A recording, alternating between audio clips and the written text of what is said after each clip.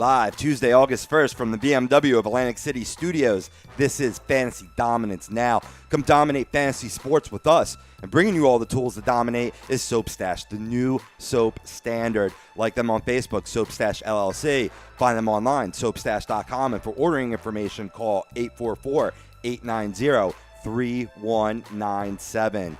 Going from the best soap in the business, we are the best fantasy minds in the business. Happy Dodger and Yankee fans out there, everybody, as both teams landed two of the most prized assets on the trade block in Yu Darvish and Sonny Gray.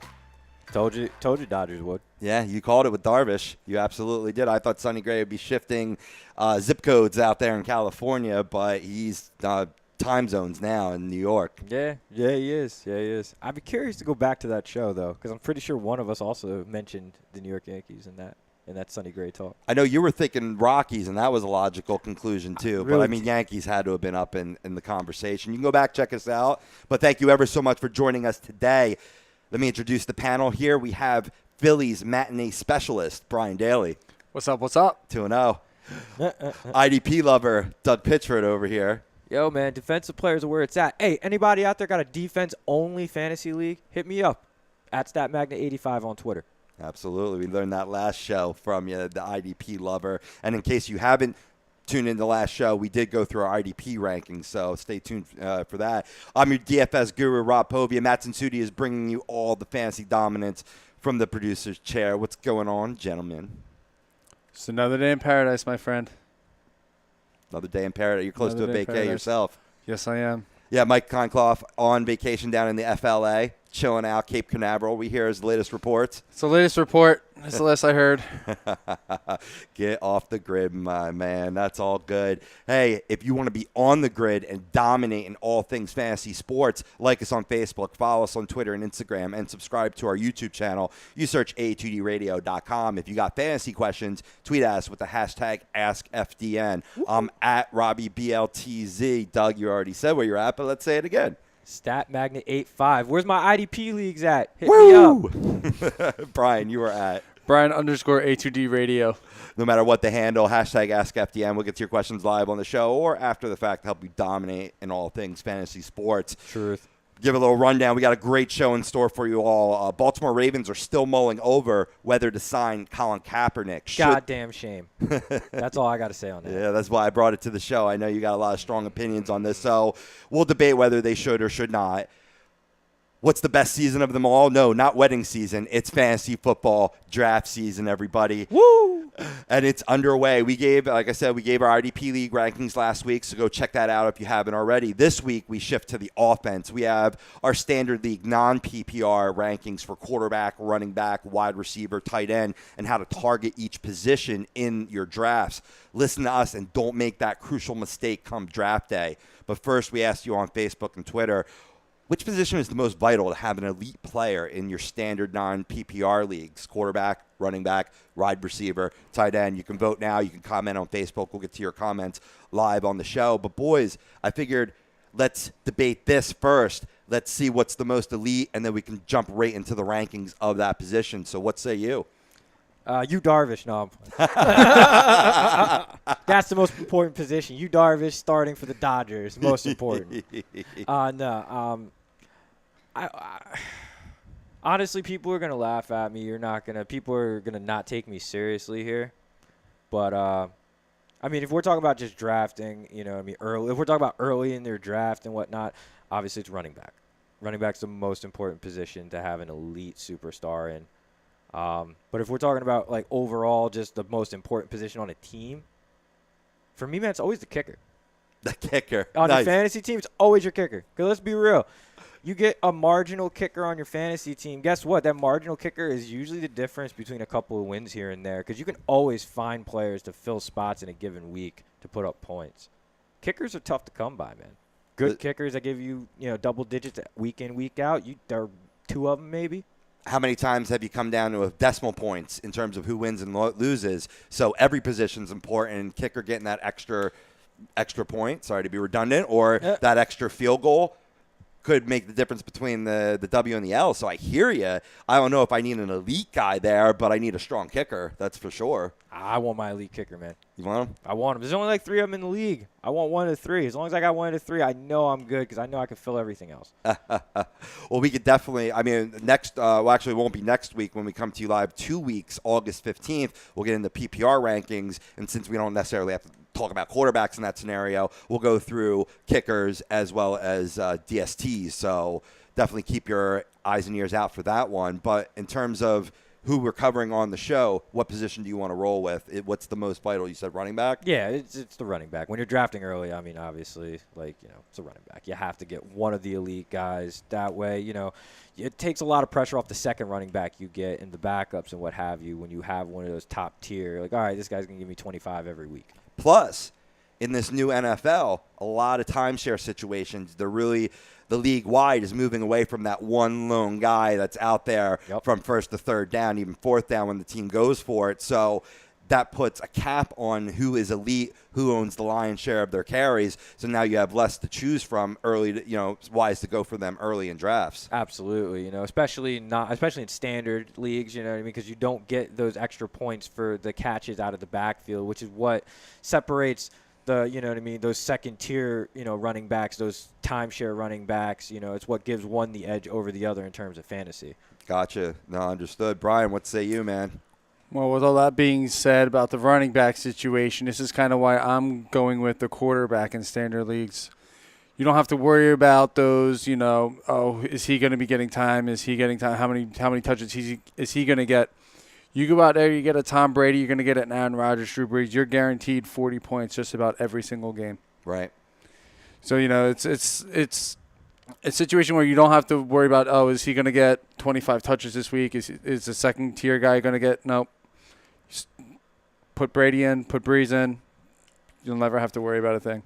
You make a good point because – you look at some of the top running backs out there, just to name 2 right off my head, not a big surprise that it's Le'Veon Bell and David Johnson. Nope. Now, in a standard league, their value goes down a little bit because they're such PPR darlings. I mean, are they still good running the ball? I mean, absolutely. Those are probably arguably the elite of the elite in terms of running back, but yet they're capped a little bit in a way. You know what I mean? Coming from a PPR standpoint, that's why I look at it.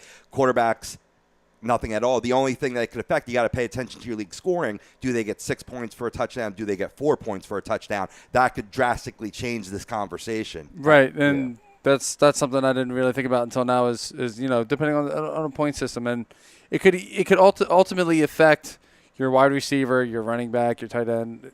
It all depends on the scoring system. Absolutely. And that's why, for me at least, that's why if I'm going to value one position over the other in terms of the more point scoring positions, the higher output positions, running back is that's why I lean running back, because there are but so many of those guys, you're going to get that 30 points a game. Whereas at quarterback, you do have the elite of the elite, but in fantasy terms, the elite of the elite really don't matter, because as long as you're throwing the ball, 45 times a game, as long as you're putting in 2 or 3 touchdowns a game, guess what? The point outcome gets around 30, 40 points for most quarterbacks anyway. Right.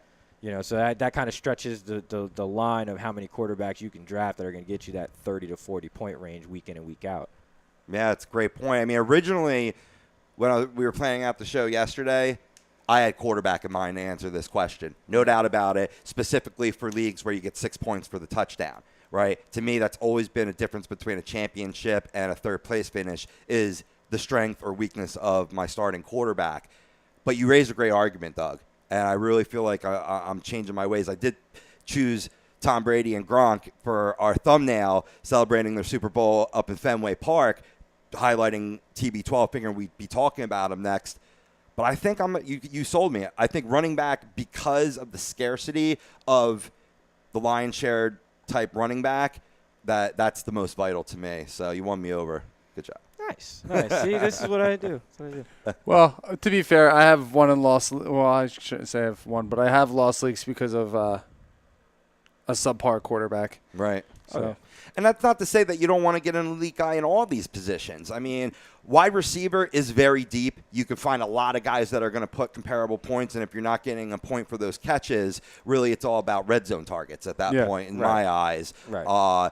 Tight ends, especially with this recent rookie draft class, very voluminous. I mean, you got two guys that you could start just on the Tampa Bay Buccaneers alone. Yeah. And Cameron Brate and now O.J. Howard. Because they're going to be running a lot of 2 tight end sets this year. Yeah, it fits their coaching style. Absolutely. Well, they have a lot of those guys with that from that New England Patriot, Rutgers University style, pro style offense. 2 tight end, 2 receiver, single high back set. So you're going to see a lot of that. I love O.J. Howard this year, though. We'll get into that a little later. Yeah, absolutely, we will. So it sounds like we're starting with the running backs. Is that keen, or are you still staunch with the quarterback still? We can start with running back. Yeah. Yeah, I think that's a good way to start off with. And, I mean, we'll certainly go to the Facebook, to the Twitter, see what the people are saying, see if they want us to shift over to quarterback. Well, we'll do so. But let's start off with running backs. And this is being brought to you by Gibson Mayer LLC, your certified public accountants. Give them a call, schedule an appointment, 215-369-3300. How deep you guys go? I went 15. 15? I went 16. 16? Sounds like we're doing 16. You can add one to your list. I got a cool 16. Want to go start bottom to top? Yeah, it works for me, bro. All right, cool. I'll just rattle mine off real quick then. All right. I got Phillip Rivers at 16. Whoa. Thought we were starting a running back, bro. Oh, that's right. My bad. Yeah. Thank you for stopping me before I went on with my whole list. Jumping the shark here. Yeah. Running back. Got it. All right. I had too much coffee this morning, boys. At 16, I got now local product LeGarrette Blount in Philly. Going to be getting a lot of goal line touches. Biggest back in that, backfield comparison to Ryan Matthews and Wendell Smallwood. So definitely has a lot of good value in standard leagues. Smallwood. Okay. Yes, I am infantile. I like your style. Number 15, I'm putting Isaiah Crowell.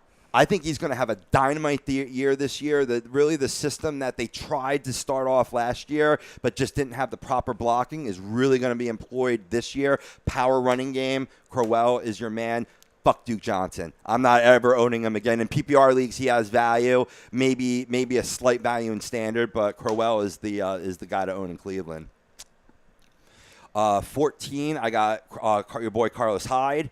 13, I got Todd Gurley, which can certainly move up this list, but I want to see how that offensive unit is moving as a whole before I rank him up any higher, because you got the youngest coach in the NFL, first year, 31 years old. I want to see a little more. You'll find out where Gurley is on mine. But. I got Beast Mode's return in Oakland at 12. I got Lamar Miller at 11. I got Devontae Freeman at 10. I think he takes a little bit of a hit this year as that team new offensive coordinator is going to be moving away from the wide set, runs outside and more of an inside running back style, and I think that's going to benefit Tevin Coleman more than it does Devontae Freeman. I could see that, but with what Freeman also brings in the passing game, I see a small dip in his rushing yards, but I see a big spike in his receiving yards this year, so I think it counterbalances. Exactly. That's why he's still higher on my PPR list. Definitely. I still have him higher on my standard list, only because, running backs, with the running backs get a lot with the sorry, got a frog in my throat. That's all right. But no, excuse me. I feel that even though, yes, he's going to get the dip there, even in standard leagues, you still get those points at the running back position for the receiving yards. And, the combination, I feel like, keeps him around close to what he was last year. A little dip, but close to what he was last year. I hear you. We'll see where he pops up on yours. At number 9, I got Leonard Fournette. He's going to be the lone meat eater of the Jacksonville Jaguars this year. 8, I got Melvin Gordon.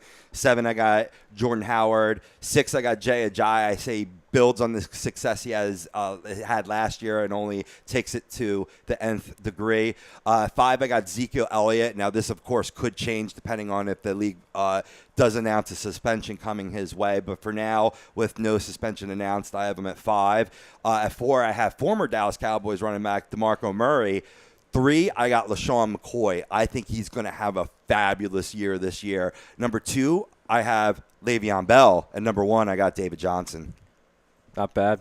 Not a bad list. I love David Johnson. I've been a big fan of David Johnson since year 1. That being said, though, I don't have David Johnson at number 1.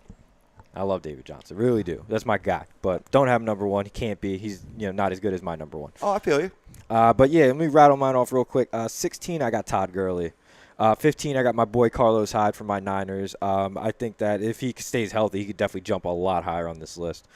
14, I also have the aforementioned Isaiah Crowell, who I'm very high on this year. He could be a top 10 guy, really sneaky guy if you can get him later in your draft.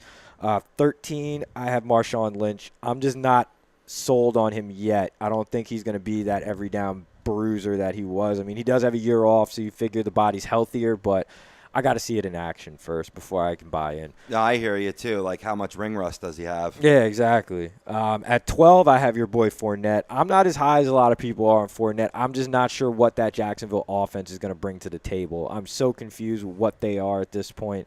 You know, is Bortles the guy? Is Bortles just a bust? Is Bortles like something in between? Like, what is Blake Bortles? So that'll really determine what happens with Leonard Fournette. For me, at least. At 11, I have Jay Ajayi. I love Jay Ajayi. I'm high on him, too. Not as high as Rob, but I do think he can replicate and build off of last year. But I got to see it. I got to see it. You know what I mean? He's a guy who's, you know, been a little wishy-washy. Took him a couple years to get it rolling. I want to make sure he keeps it rolling before I buy in. Yeah, makes sense. I'm shocked on your list, though. I didn't even hear this guy. How is he not in the top 16? Even though he, you know, hasn't played much in the last 2 years. Where's AP at, bro? Too many mouths to feed, but you still got Ingram. You still got Tim Hightower. I really think that Sean Payton – I know Sean Payton's a genius when it comes to subbing in and out, keeping guys fresh, and you got to keep AP fresh all season. Absolutely. I just don't think he sees enough targets to make the top touches to make my top 16. Man, I agree with Rob on that one. I do agree with Rob on the touches aspect of it because you definitely have the mouths to feed, and AP is not a 3-down back anymore. He's a first, second down only guy. Mm-hmm. With Mark Ingram being like a change of pace, you know, give him a blow type of dude with Hightower as your third down blow. Back. Oh, I wish. I'd be as hyped as you right now, bro. I'm so hyped, bro. But go on with your point. Yeah, but no, you good, man. But yeah, like with AP, I just feel like the touchdowns is what's going to bring him back. I feel like with the amount of red zone opportunities, the amount of red zone touches he will get in that Sean Payton offense, with Drew Brees moving the ball up and down the field with the weaponry on the outside, it just screams out Adrian Peterson's going to be a guy who's only going to probably get maybe 200, 220 touches or 220 carries this year, but he's still going to put up about 1,200 yards, 1,250, and like 10 touchdowns. I don't think he breaks 200. I could be wrong. That's why I said 220, 200, 220. Like he's not going to get like he's nowhere near 300 carries, but yeah, I could see about 200 touches, 220 carries. I could see that. Because like you don't bring in Adrian Peterson with a Melvin Ingram to not run the ball more. Yeah. So I could see Drew Brees not throwing the ball 45, 50 times a game. I could see Drew Brees throwing the ball about 30, 35 times. Where I agree with you is that Ingram may be one of the few running backs that loses more yards in, let's say, the green zone. This is a term I got from actually Ray Flowers on Sirius XM, where everybody talks about the red zone, you know, the 20 in, the green zone, the money zone from the 5 in.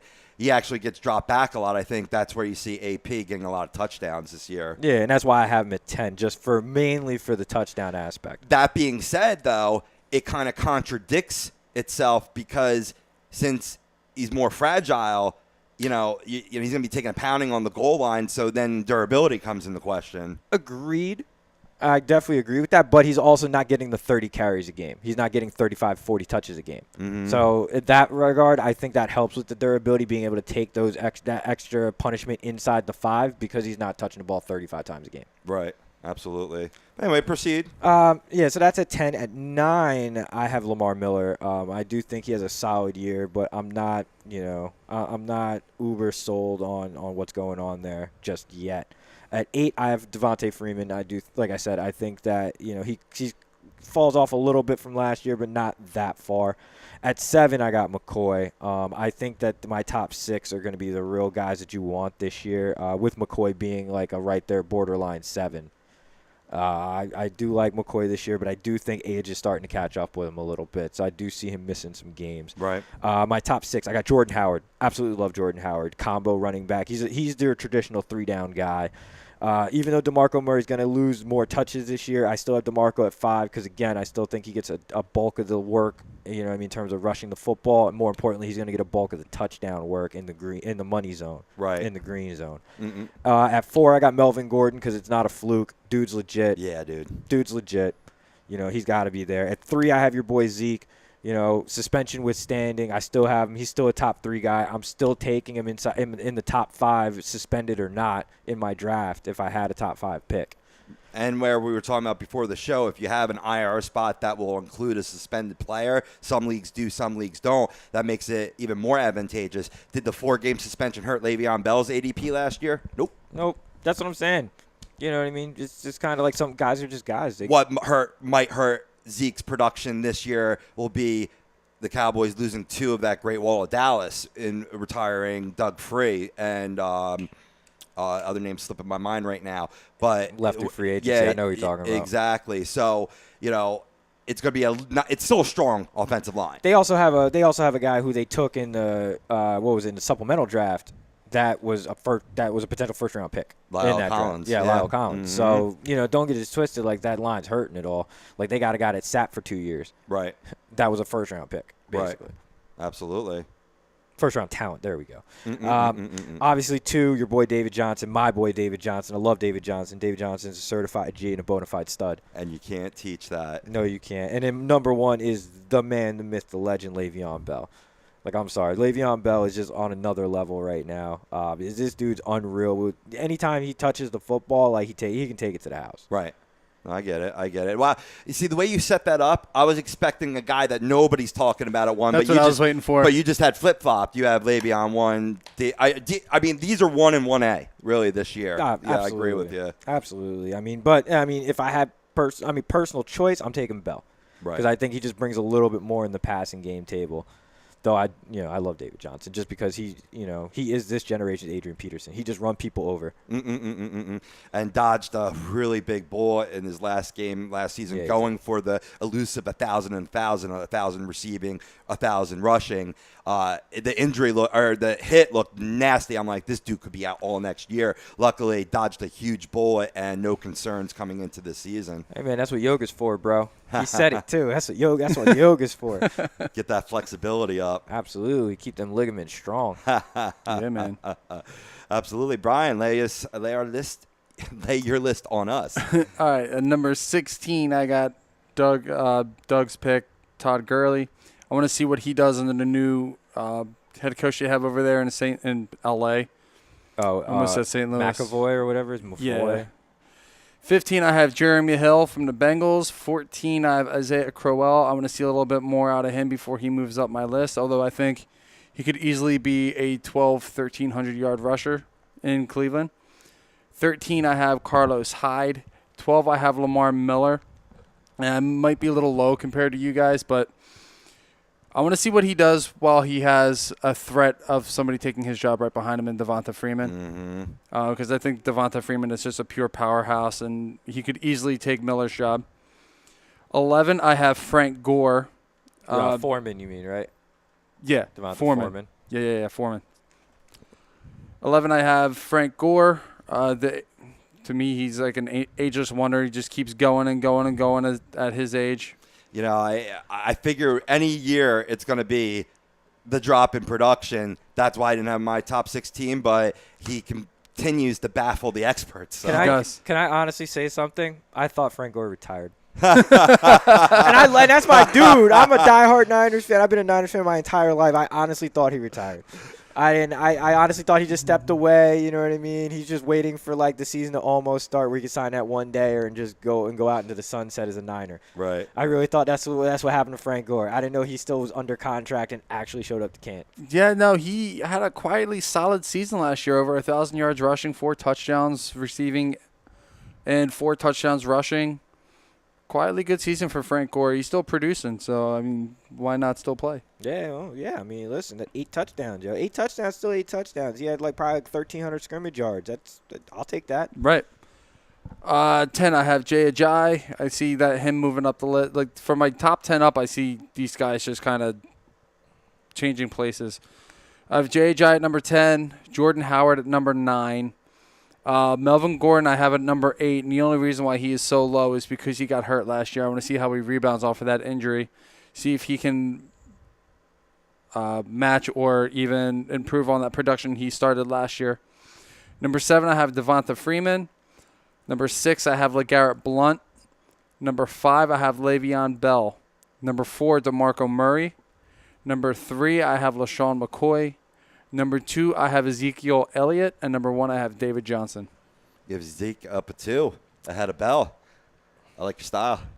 Yeah, That's impartial too. This is a Philly fan right here too. Yeah, Not hating.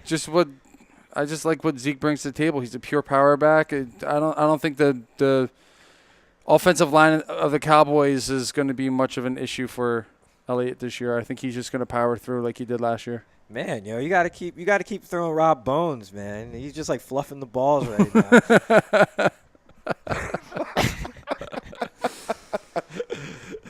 Oh yeah, buddy. Getting Nicole Aniston out here.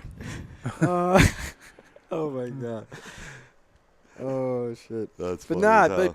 but I can't even stop laughing now. But nah. Now, what's your rationale for what is your, just out of curiosity, your rationale for bumping Zeke over Bell was? Two different style of runners. Mm-hmm. I kind of like the style that Ezekiel Elliott brings versus Le'Veon Bell. Now, Le'Veon Bell is a more versatile running back between the two. And like I said, this top 10 is very easily could change. You know, Bell doesn't have the receiving end, Elliott doesn't have the receiving abilities like Bell does, and I think that's going to get Bell eventually to that point where he's over Ezekiel Elliott. But overall production, I liked what Elliott did last year versus Bell. And Bell, I believe, missed, 4 games through suspension again? 2. 2? Yeah. I think he missed like 3 games or 4 games anyway with Got dropped from suspension 4 to 2. and That was my injury. bad. That was my error. Yeah, but I think he missed another game or 2 with injury, if I'm not mistaken. Being a Bell owner, I just can't think of it off the top of my head. But I would like to see what Le'Veon Bell does in a full 16-week season, and I think he could easily overtop Ezekiel Elliott. Yeah. Because, like I said, the versatility, it adds another threat to Le'Veon Bell. Yeah, fair enough. I mean, trust me, I like all 3 guys. I mean, you can't go wrong with any of the 3. If you're an owner of any of those 3 guys, like, you're pretty set at running back. Right. Agreed. Couple comments flooding in real quick, gentlemen, in regard to what's the most vital position. Vespi saying QB. He's still going with QB or whatnot, and we'll get to the QBs on the other side, boys, because it seems like those are the top 2 right now that we're talking about. Frank defends his point with they are the breadwinners with points. Greg Milakovic has been going back and forth on this issue just like we are or whatnot. First he says QB, then he goes scratch that running back, and then when he shared the show, he goes, I'm going, where'd he go? He went, I'm going with running back, I believe. Let me just be sure that I don't want to misquote the gentleman. Where you at? Yeah, I'm going to go with RB. So, I mean, it's definitely, tomato when it comes to quarterback and running back. So, but, I mean, in the end, I think we hit the nail on the head by starting with running backs, by choosing running backs because of the scarcity in the league with guys that just handle all 3 downs. Yeah, Right. Truth Absolutely. In regard to your list or whatever, so I was tuning into some of the comments or whatnot. In terms of Zeke over Bell, your rationale was again? I just like the power ability that Elliott has over Bell, although Bell does have that receiving aspect. And in a full 16-week season, I like to see Bell kind of up it versus Elliott, although I don't think Elliott's really going to miss a beat this year, even with the offensive line being the way it is. I just want to see what Le'Veon Bell does in a full 16-week season because I don't think he's had that yet in his career. Yeah, but honestly, he hasn't needed it. That's the scarier part. That is the scary part. Over 1,200 rushing yards, 600 receiving yards, 9 touchdowns in between. It's actually kind of scary when you think about it. Right. And, I mean, a lot of this is based on last year's stats, what they're going for if you're drafting late in draft season, what's the player's ADP, what's their rankings as we're giving them or whatnot. I'm even going to say don't be over-reliant even on what we're saying. Really, you got to pass the eye test yourself. You got to go with your gut because a mistake that I often make is I check out this guy's rankings, that guy's rankings, read this article, read that article. A lot of times it's conflictual because it's different opinions. Right. Mm-hmm. Do the items that I'm reading, do they actually watch the game or are they going based on the stats? I think this is the common mistake that happens on draft day. I overwhelm myself with information and I wind up making dumb fucking picks. Because you probably go more off because you'll go more off the stats than what you actually know of a guy and see. Right, and what's going to change up this year or whatnot. So in the end, we'll get to some more common mistakes come draft time as we go through the positions. We've just hit the tip of the iceberg. We still got quarterbacks, wide receivers, and the end position to discuss here on Fantasy Dominance Now, only on A2DRadio.com. Just the tip? Just for a second. Just to see how it feels. That's right. That's right. Powering today's Fantasy Dominance Now is the Soap Stash. So, if you dip the tip, you can get clean with the Soap Stash. And then she can see how it feels. And then you can treat your skin with the best nutrients and feel clean with the only soap you'll need. The highest grade carrier oils are ingrained in all their products, which are 100% natural, and now including CBD oils, which is FDA approved, great for just anxiety, depression, energy. It's great. A lot of people think of what they ingest, but your skin ingests stuff too. So go to the Soap Stash and get a sample package today. You can give them a call, 844-890-3197. Look them up online, soapstash.com, and to check out specials and to order your product and have them show up on your door next day after. Go to Soapstash, LLC on Facebook. This is Fantasy Dominance Now, only on A2DRadio.com.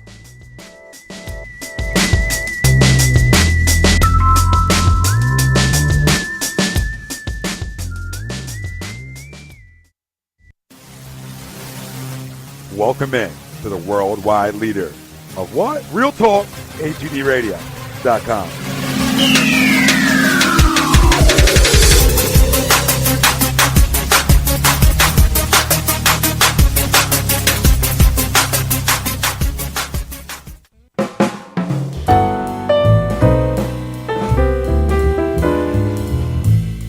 Fellas, you ever come in from that baseball or football game and your woman won't come near you because you stink beyond belief?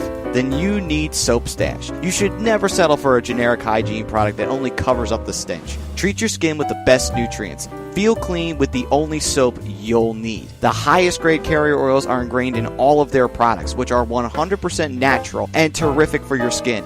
No sulfates, parabens, or phthalates, and synthetic fragrance free. Contact Soap Stash for your sample package and give your woman what she deserves. You can contact Soap Stash at 844-890-3197 or visit them on the web at soapstash.com or Facebook at Soapstash LLC. Once again, their number is 844-890-3197. Soap Stash, the new soap standard.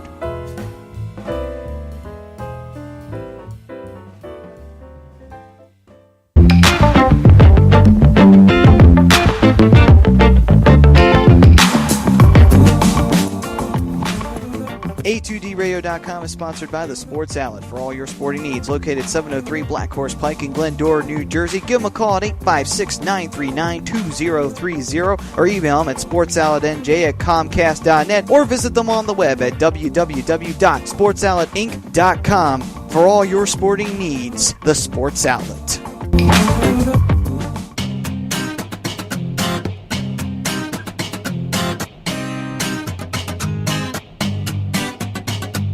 A2DRadio.com is proudly sponsored by Gibson Mayer LLC Certified Public Accountants. Gibson Mayer, located in Yardley, PA, is a leading accounting and business consulting firm with a proven track record of handling critical issues with expertise across many different industries, including construction, distribution, hospitality, manufacturing, real estate, service trades, merchandising, professional services, and professional athletes. Give them a call at 215-369-3300. That's 215-369-3300. Your initial consultation is always free, and if you tell them that Tom and Mike from AM and the PM sent you, you'll receive 15% off all income tax services completed by February 15th. That's Gibson Mayer LLC Certified Public Accountants, 215-369-3300, or visit them on the web at www.gibsonmayer.com. That's gibsonmayer.com.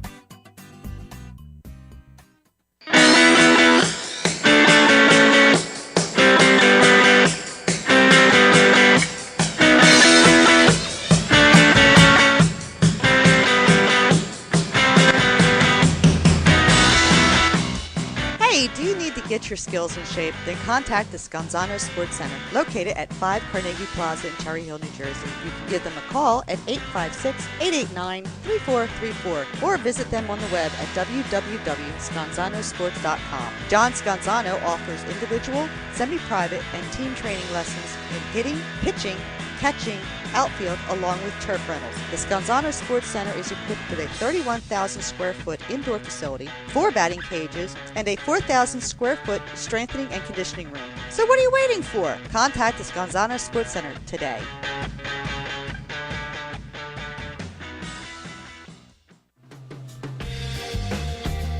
You're listening to Fantasy Dominance Now, only on A2DRadio.com.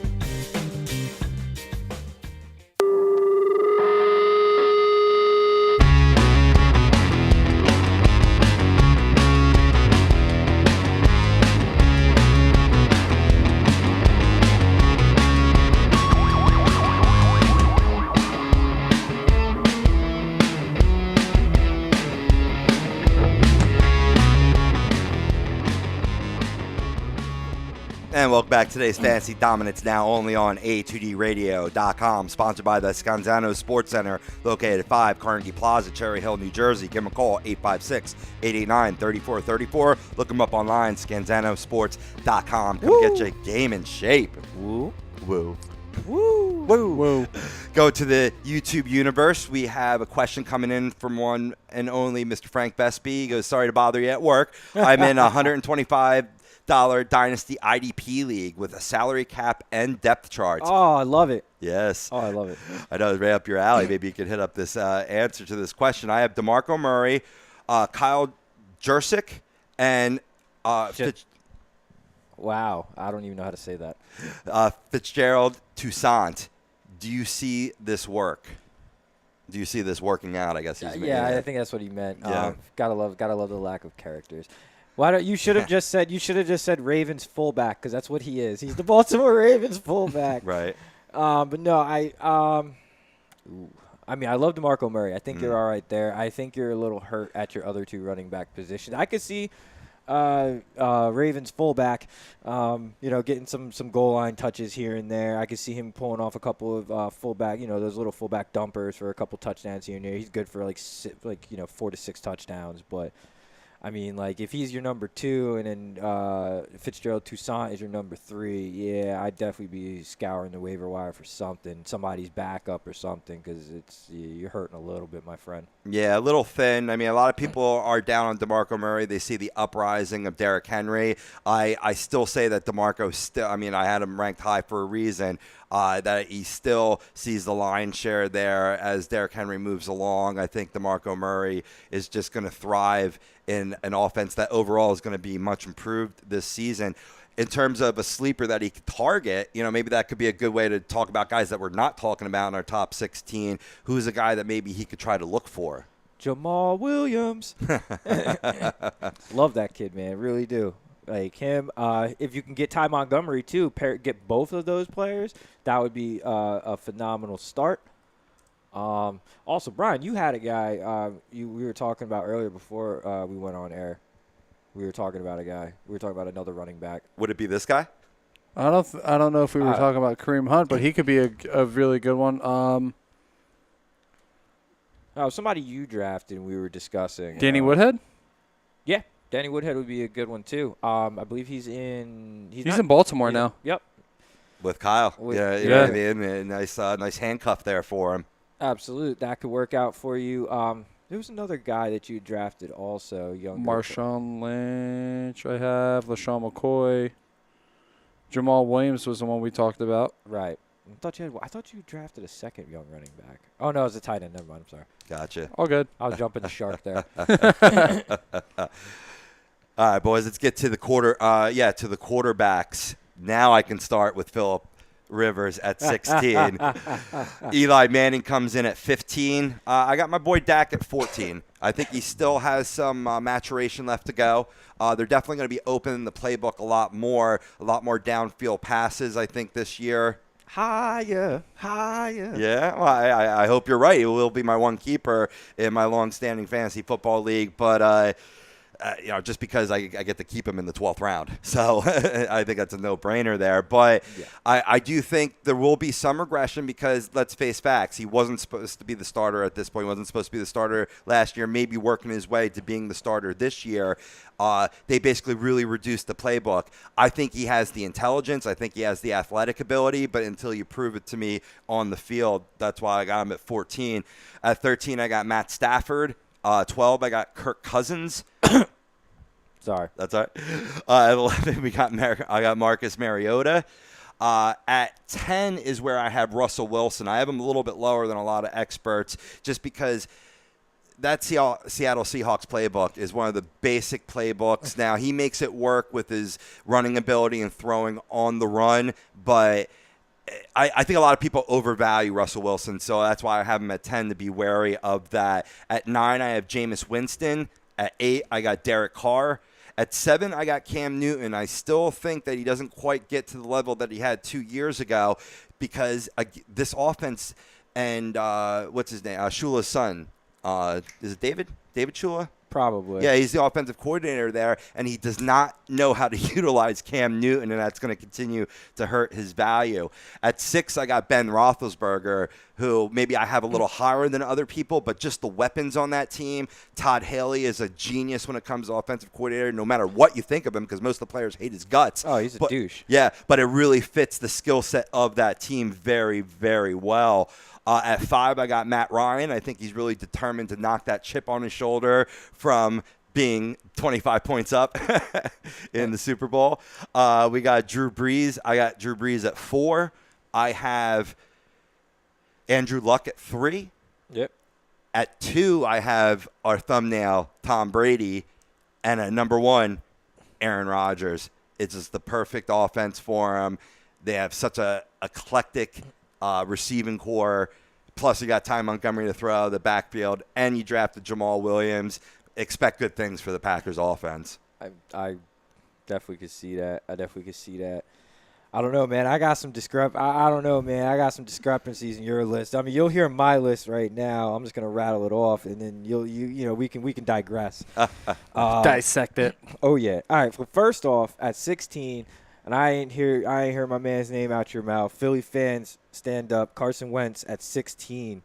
At 15, I have him at 20. 19, pardon me. Yeah, well, I got him in my top 16. I think he's a rising star, man. I got some faith in the kid. Got a shiny new weapon in Alshon Jeffrey, that's for certain. Nah, he's not even the reason why he's going to be shiny. I really like Torrey Smith. I think that he's going to help really stretch the field. I think he's going to open up the underneath for Jordan Matthews. I think they'll really be able and Zach Ertz. I think they'll be able to really move the ball down the field. And apparently Nelson Aguilar's been really good throughout camp. Who? Nelson Aguilar. Who? Exactly. Okay. I'm sorry though, Torrey Smith sucks. I don't even start with Torrey Smith. Torrey Smith is a specialist. He is not a number 1 receiver. He's not a number 2 receiver. He's a specialist. But with the plethora of other weapons currently in this Philly offense, he actually becomes a actual quality, usable weapon because now he's not your first look. He's the third look. Right. And in this offense, a lot of progressions. Right. A lot of progressions. So I do see your point there. I see him being a good asset to Mr. Wentz and the Philadelphia Eagles, but I don't think that raises Wentz's value. I wouldn't target in on him. Nah, difference maker, bro. I guarantee you he'll get 4 of those home run balls this year, those 50-yard bombs. He'll get 4 of them, 4 touchdowns, guaranteed. We shall see. Oh, write it down. Write it down. Write it on the wall. Oh, yeah. And if he's not to the windows. And if he's not leading the NFL in 40-yard plays this year, Torrey Smith, he'll be up there amongst the top 10. Right. Just saying. At 15, I got Matthew Stafford. At 14, I got your boy Phillip Rivers. At 13, I got Cam. Oh, Cam. I'm not believing it. To your point, they don't know how to use them properly. More importantly, they don't have the weapons on the outside. When you have a big arm quarterback that's not the most accurate guy but puts it in the ballpark, you need guys that can literally catch it in the ballpark. Shula gets fired by week 8. He should have been fired 4 months ago. Yeah, agreed. But that's neither here nor there. And his best receiver is walking in looking like a freaking tanked now, looking like Cheeseburger Eddie. What are you talking about? Let's talk about that was Eddie Lacy. That wasn't Calvin Calvin Benjamin. No, Calvin Benjamin that was came in out of shape too. No, that was Eddie Lacy. That wasn't Calvin Benjamin, man. They traded teams. They didn't think nobody would notice. He dressed up as Calvin Benjamin for Halloween. Looked more like Queen Latifah to me. Yeah. Oh, he put on some pounds, boy. At 12, I got our boy Dak Prescott. I say our boy because I love that kid. I absolutely love this kid. He knows. I've been in love with this kid from college, man. He's big time. Si, senor. But I just, he obviously I think he takes a small step back, learning more of the playbook, and I just think some of these other quarterbacks are just going to have better years this year. At 11, I have Russell Wilson because, again, I have other guys that I think are going to be more elite this year. And to your point a little bit, he doesn't have enough weapons that really help him out. I mean, Doug Baldwin's a nice player, but he's not. I mean, if he's your number one receiver, your receiving core is a little light. Just saying. Agreed. I agree. He's a good player. Not taking anything away from my namesake and Dougie boy, but he's a great player. But they could use some help, just a little bit. All right, people are gonna crucify me for this, but I really don't give a shit because this is what it is. This is fantasy sports. You take fandom and all the nonsense out of it. At 10, I have Eli Manning. I monster year. That's all I need to say. Look at his weapons. That's all I need to say. At 9, I have Marcus Mariota. I think he takes a real step towards being an elite player. At 8, I have Andrew Luck because I don't think he's going to be coming off that shoulder surgery right away. It's going to take him a little bit to get going. At 7, I have Derek Carr, who's on his way on the ascension. At 6, I have the man who is on the ascension, and that's Jameis Winston. Don't sleep. Jameis Winston probably will be a top 3 quarterback this year in point outputs with all the weapons he has. At 5, I got Drew Brees. At 4, I got our boy in our thumbnail, Tom Brady, because I think this is the start of the decline for not just him, but for Drew Brees as well. At 3, I have Matty Ice. At 2, I got Big Ben Roethlisberger because I think he is that level of quarterback because he's going to win a Super Bowl this year and then he's going to retire. I'm putting money on it right now. I thought I went too high with 6. Maybe I'm on to something. Maybe we are on to something here. Man, they got the best. They're going to have the best offense in football this year. They're going to be unstoppable. That's why I already said they're going to win a Super Bowl and he's going to retire afterwards. Right. On the podium. And number 1, I mean, come on. He's number 1 everywhere. Aaron. Yeah. A-Rod. Aaron. A-Rod. Part 2. A-Rod part 2. Yeah. I want to believe you with Eli because, you had Brandon Marshall replacing Victor Cruz. You still have ODB. It works, but it works. I hear you, right? And that's this. I had the same standpoint last year, which is why my 2 quarterbacks were Eli and Dak, and the quarterback position hurt me overall. And I wound up, thankfully, Dak taking off a little bit, became my new starter. Too many interceptions. That's just always a commonality with Eli. He's not as intelligent as his brother in terms of making audibles at the line, opposing to reading the defense. And in the end, when you add a Brandon Marshall, what he also brings is I want the ball ego that Victor Cruz didn't. And I think the 2 will bump heads, ODB and Marshall, causing problems, I want the ball, and that may have an effect on Eli's fantasy value. See, I could see that. I can see that, but I think because of Eli Manning being the leader that he is, the quiet leader that he is, he does have 2 championships. Something that he can look at Brandon Marshall and be like, I have these for a reason. Respect me. Know that I know what I'm doing. I know how to make. I know when to make plays when plays need to be made. I just do what I do. Leave me alone. I'm a goofy motherfucker. But that being said, though, hashtag Eli face. Right.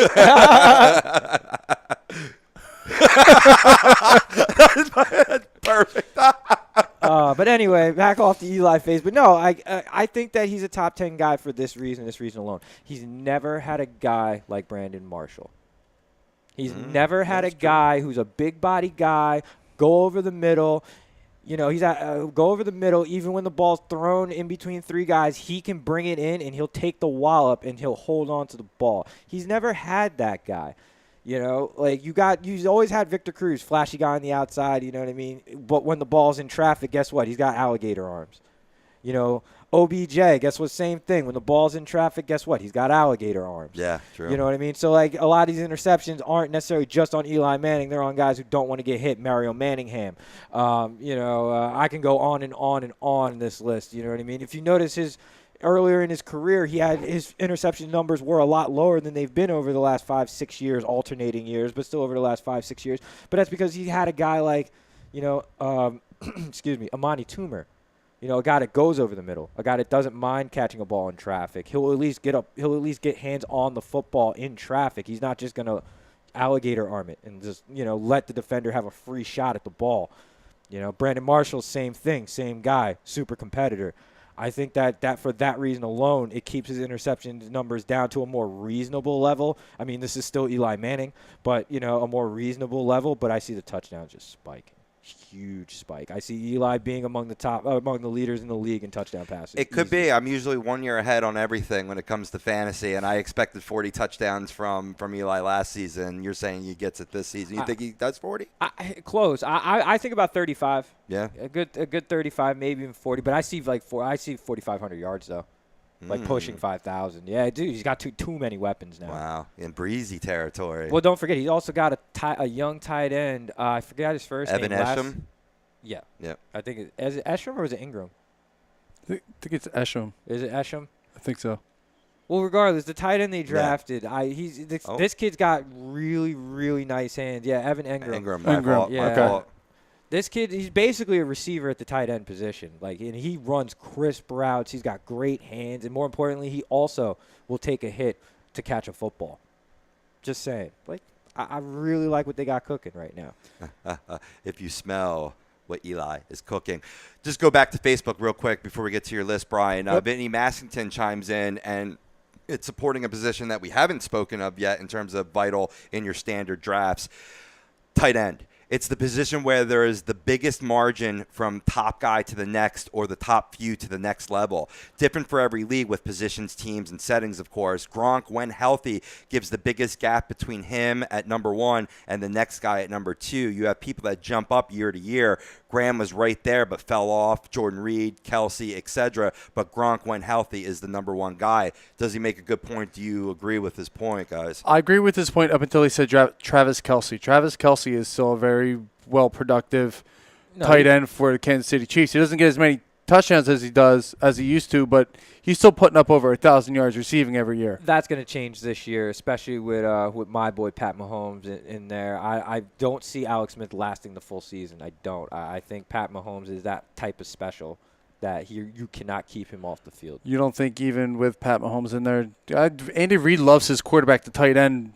And Alex receiving. Smith runs his offense perfectly. But, Andy Reid is good at diversifying, making changes on the fly, and Pat Mahomes can give him the tool to do that. So I see both arguments here. He's the black Brett Favre. Come on, man. This kid is, he's dynamite, man. Listen, you want to talk quarterbacks? This kid is a money, bro. That's so funny you gave that, for instance, man, that Mahomes is the black Brett Favre because Dak Prescott has been described as the black Alex Smith. And that's fine because you look at Alex Smith's production, I'll take that. I mean, I'm not maybe taking that in my top 16 rankings, but no. But he's the hand underneath the skirt. You know what I mean? Alex Smith is definitely a quality backup quarterback in most leagues, especially deeper leagues. Yeah, playing with QB2, deeper leagues. Yeah, absolutely. Oh, he's a top tier QB2, definitely. Yeah. Absolutely, he's right there. But no, I'm a big Pat Mahomes guy. If you couldn't tell already. Yeah. More importantly, I'm always big on other sports athletes' kids in a different sport. I feel like it takes a lot of pressure off them to necessarily succeed to what their father did, and it just really allows the athlete to be his own athlete. But with Pat Mahomes' father being a former major league baseball pitcher for many, many years. Now, I want to ask you, and we'll get to your list in just a quick second, Brian. In terms of the rookie class of quarterbacks, do you think Pat Mahomes has the highest ceiling or the more likelihood of highest production out of the rookie class? For the career, yes. For this season, no. I don't think he gets enough games under his belt for this season for him to be a major factor. Obviously, in Dynasty League, I'm taking him early. Right. If I'm taking a quarterback, I'm taking him because I know that I'm not going to get it this year, but I'm going to get it moving forward in a big way. No, for this season, though, in terms of rookie quarterbacks, I think that probably Deshaun Watson has the highest upside for this season, basically because he's got the easiest road to playing time of all the rookie quarterbacks. Though Deshaun Kaiser, though, he's got a lot of talent. And he, you know what I mean? Unheralded, too. A lot of talent. I mean, he could And easily again, sneak talk in there, about a too. quarterback skill set fitting a system. His fits the Brown system very well. And he's got some weapons. Corey Coleman, absolutely fantabulous wide receiver that could be a breakout candidate. We may talk about him when we give our wide receiver rankings. Maybe. But I agree with you that Watson has the easiest road. I don't see Kaiser starting off that quickly because they got Mike Glennon, I believe. Yeah. No, Mike Glennon's on the Bears. Oh, yeah. Maybe Brian, could you look up who the starting quarterback in Cleveland is? It's Kessler. Cody Kessler. Cody That's Kessler. who it is. Sorry, thank you. And whereas Deshaun Watson has to beat out Tom Savage, I could beat out Tom Savage. I'm getting back into shape, guys. Come on.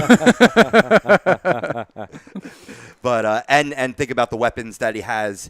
You know, you got your boy Will Fuller. DeAndre Hopkins could have a comeback with a Deshaun Watson. I actually was down on Watson and a lot of my research, I'm starting to get a little bit more peppy on him when you talk about, like, you know, drafting him in a 16-team dynasty league and rookie ball. Absolutely. Or I should say rookie draft. Yeah. Watson's a good pick. So. Oh, absolutely. He's big time pick. Obviously, again, I'm a Pat Mahomes guy, so I'm definitely taking Pat Mahomes. No Mitch Trubisky in this conversation. Who? Yeah. That's funny because when we were doing our pre-draft rankings, I actually had him going number 2. Yeah.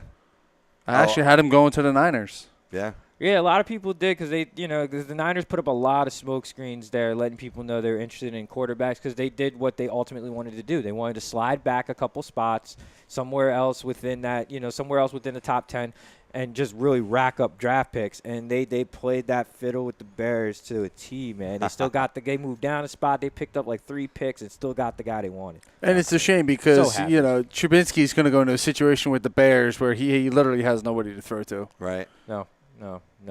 I mean, I'm pretty sure the steaming pile of shit in the corner has got better hands than what he's got right now. Exactly. Right. So we heard who you're high on in later rounds. Brian, who are you high on in your top 16? My top 16 and number 16, I'm going again with Doug here with Carson Wentz. I think he's going to have a good year with the weapons that he has now. 15, I have Blake Bortles. I mean, he quietly had another solid season last year, despite the fact his wide receivers did not produce like they did 2 years ago. I like it because one thing that I think we can agree on is Leonard Fournette will run the ball more, giving him less likelihood of throwing interceptions. Right. Truth. 14, I have Russell Wilson. I'm not high on him either. Just based off of who he has to throw to, it's Doug Baldwin and Jimmy Graham. That's basically about all he has. He's got 2 great sets of legs. He's got a great set of legs, though.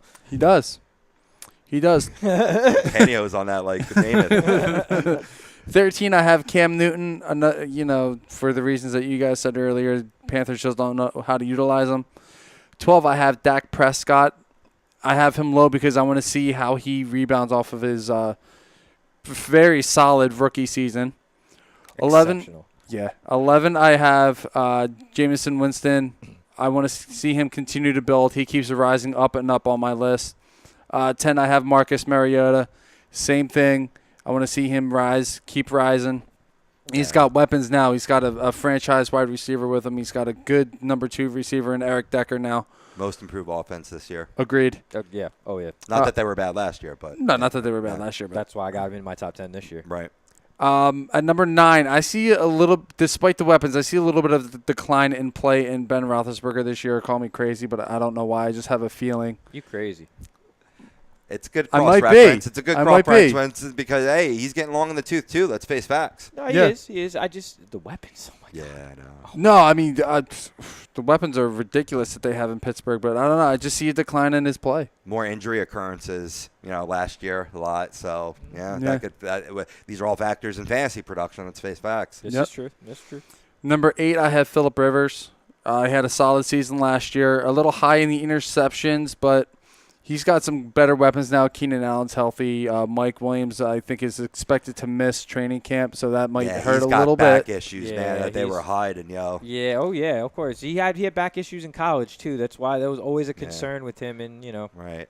Plus, I read that new style offense, going to be running the ball a lot more with Melvin Gordon. So it might, less times of, it's all about touches. The more my guy is throwing the ball up in the air, the better. I'm just saying that's why I had him at 16. But I mean, Phillip Rivers, man, that team always playing catch up. That's beautiful to have as a fantasy quarterback. That's always plus, playing catch up. he's got decent receivers to throw to. He's got 2 tight ends to throw to. Hunter, or what's his name? Hunter. Henry Hunter. Henry Hunter. Yeah. Henry Hunter. He's going to be a good receiving tight end that they have. That defense is much improved too, or what have you, which may get the offense back on the field more, or or may score more points and give the ball back to the team's offense, limiting. That could go either way. Yeah. Yep. Number 7, I have Derek Carr. Fantastic season until he got hurt last year, which was a real shame to see because I had Michael Crabtree. Yeah. Number 6, I have Andrew Luck. I just don't like who he has to throw to. I see him declining down my list despite his talent. If he goes anywhere else, not that he would ever get traded, but his value would rise. But I think as long as he stays in Indy right now, I don't like it. Number 5, I have Kirk Cousins, who's obviously going to drop significantly with the lack of weapons that he has now in Washington. Number 4, I have Matty Ice. Number 3, I have Drew Brees. Number 2, I have Aaron Rodgers. And number 1, I have TB12. Wow, one of us at least put TB12 at 1, and it easily could be that. I mean, I've seen other rankings where they do have him at 1. Yeah, I mean, despite his age, he still has a ton of people to throw to. And he gets Brandon Cooks this year. Right. Yeah. That's why I got him at 4 like I do. I mean, I still see the start of the drop off though. He's 40. He's 40. Despite the suspension, Patriots still wound up going 14-2 last year. And he's got that competitive fire, man. He does. It keeps him playing like a 33-year-old, and that's all. Yeah. That's awesome. One quarterback we didn't talk about on our list is currently a free agent, Colin Kaepernick. We'll get to that on the other side. A lot more wide receiver rankings, tight end rankings. We may even talk a little MLB trade deadline after effects, as we alluded to in our intro at the end of the show. All being brought to you by the BMW of Atlantic City dealership that sponsors the station here. Easy to get 2 minutes off of exit 37 on the Parkway. You can check them out, 6037 Black Horse Pike, Egg Harbor, New Jersey, or check them out online, bmwatlanticcity.com. You're listening to Fantasy Dominance now, only on a2dradio.com. Don't go anywhere.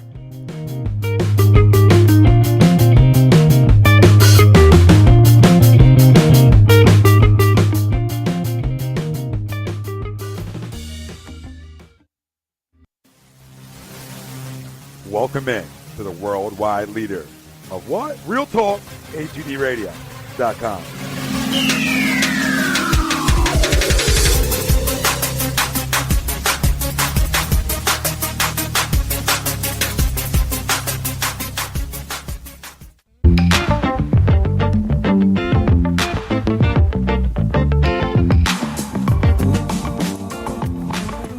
A2DRadio.com is sponsored by The Sports Outlet for all your sporting needs. Located 703 Black Horse Pike in Glendora, New Jersey. Give them a call at 856-939-2030 or email them at sportsoutletnj@comcast.net or visit them on the web at www.sportsoutletinc.com for all your sporting needs. The Sports Outlet.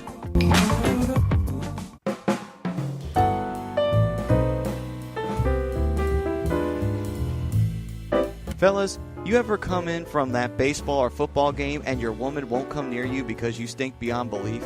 Then you need Soap Stash. You should never settle for a generic hygiene product that only covers up the stench. Treat your skin with the best nutrients. Feel clean with the only soap you'll need. The highest grade carrier oils are ingrained in all of their products, which are 100% natural and terrific for your skin. No sulfates, parabens, or phthalates, and synthetic fragrance free. Contact Soap Stash for your sample package and give your woman what she deserves. You can contact Soap Stash at 844-890-3197 or visit them on the web at soapstash.com or Facebook at Soapstash LLC. Once again, their number is 844-890-3197. Soap Stash, the new soap standard.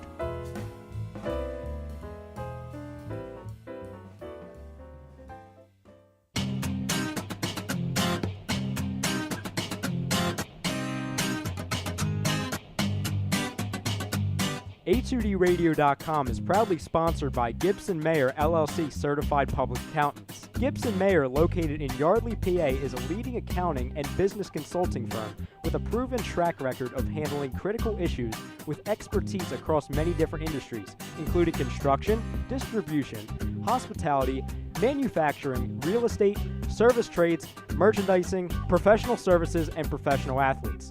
Give them a call at 215-369-3300.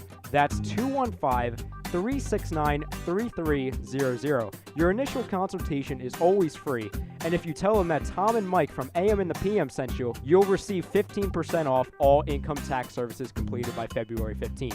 That's Gibson Mayer LLC Certified Public Accountants, 215-369-3300, or visit them on the web at www.gibsonmayer.com. That's gibsonmayer.com.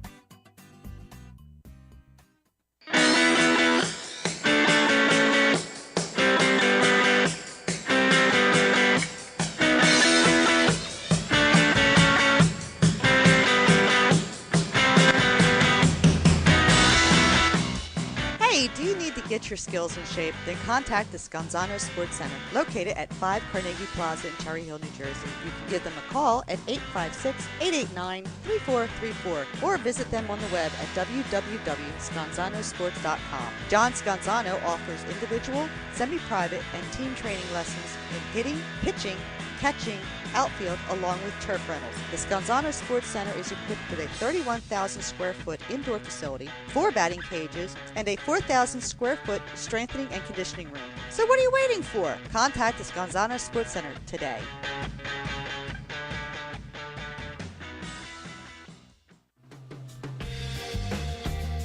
You're listening to Fantasy Dominance Now, only on A2DRadio.com.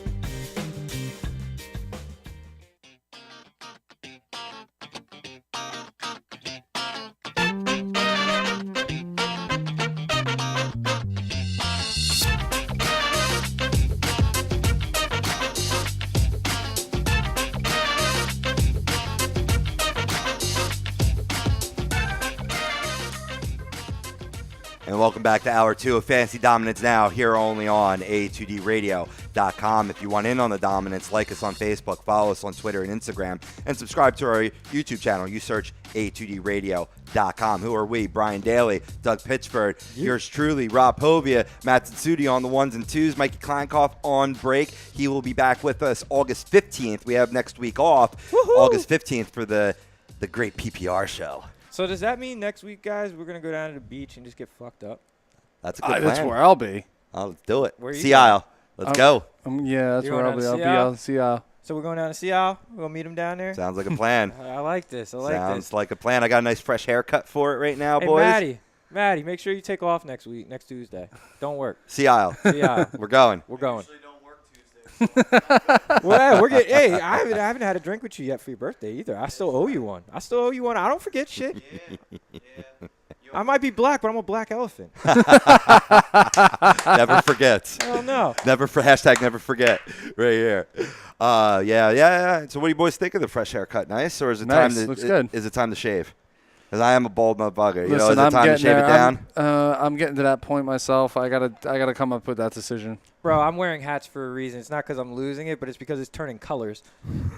I'd rather my hair be turning colors than to be losing it. A quarterback that we didn't talk about in our list that maybe should get a haircut. That was almost like, I'm like, wait, where did that come from? Oh, okay, the haircut, yeah. The one and only Mr. Colin Kaepernick. Well, there's rumors that the Baltimore Ravens are mulling over whether to sign the much heated, much controversial former 49ers quarterback. My question to you boys, should they? I mean, first off, what's controversial about it? I mean, all the dude does is voice his opinion about what's going on in society. All he does is better his community. He betters, people around him, and all he does is donate his time and his money to good causes and to, things that are the right thing to do. I don't understand where's the controversy. Yeah, well, I mean, I think the controversy came with when he would kneel during the national anthem. I think that's the only controversy I feel like as a person he has. Yeah, but there's not for nothing. There's nothing in the Constitution that says I have to stand and salute the flag. Which he No, said but he's it's- willing to do now. Not salute, but willing to stand or what have you. For me, it was more of the cop socks. But you're allowed to express your opinion in this country. Even veterans will tell you, we fight for those that even hate us. Right. So they have the freedom to hate us. Right, exactly. Yeah. You know what I mean? We fight for your right to express your party. right. I mean, Well played. Well played. I mean, man. I don't agree with everything that is done in this country, Nor do but I. you know, just because of the people that have fought and died for that American flag, I will never not stand or sit or Agreed. whatever. I'm with you. It's a respecting for the country. It's not necessarily with the people that are running it. It's just the country alone. Absolutely not. I disagree with that 100%. That flag has nothing to do with the fact. Has nothing to do with the men and women that fought. You know what I mean? That fought for our rights as Americans under that flag. That flag does not represent, you know what I mean, those men and women that serve and have lost their lives or limbs or, you know what I mean, just gave up their freedoms or their freedom of time and what have you for my right, you know, for freedom and what have you. So, you know what I mean? No, I have no problem with what he did with the flag because I don't equate the flag to what our brave men and women do, you know what I mean, not just for us, but for other places around the world too. You know, you know what I mean, what I do instead is you know what I mean, I pay the utmost respect when I see those people out in public because that's what you're supposed to do. Of course. You know what I mean? Because that, you know what I mean, without them, like, we don't have the ability to do what we do every day. Right. Well, currently where the Ravens stand is they have not ruled out signing Colin Kaepernick, but they also do not appear close to signing the 29-year-old quarterback, despite Ravens coach John Harbaugh having multiple discussions with Kaepernick this summer. The Ravens have had direct contact with him as well, but they're still weighing the decision. Do you expect him to be the backup quarterback to Joe Flacco? Well, first of all, Joe Flacco is hurt. They're not 100% sure on the extent of the back injury yet. So, I mean, like, you do need a reliable potential starter going into week one, whether that's a backup to Joe Flacco that could be a potential starter week one or just a potential backup or you know, an actual week one starter. So, like, you know, I don't know. I would hope that he's on the Ravens.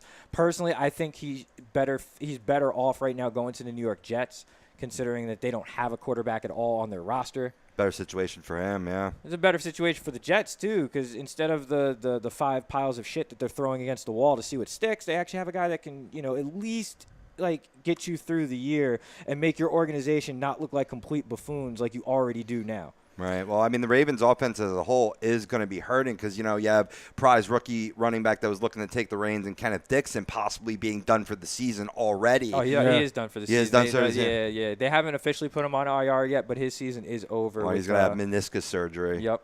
And it's also a partial tear to his ACL, MCL, and I believe PCL injury as well. Right. Well, here's the other thing I'm thinking with Colin Kaepernick is versus Baltimore and versus the Jets, which are the two locations that he's most likely going to go to if he signs anywhere.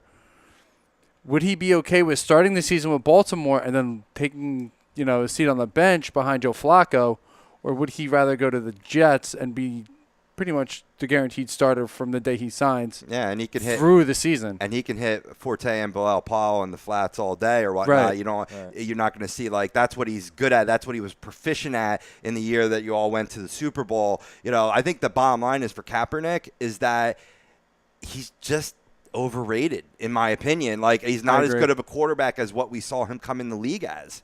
No, well, that's because the system fit the player. At the time, yes, At the absolutely. Time, yeah, the system he was running fit the player's skill set to a T. They ran things that were to his strengths.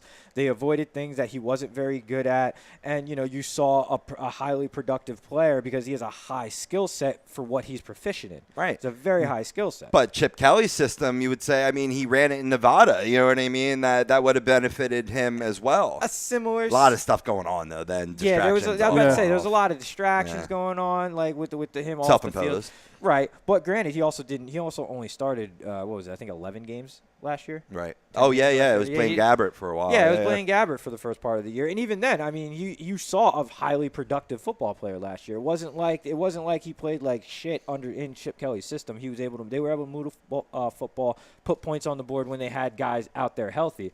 I mean, he had no receiving core whatsoever.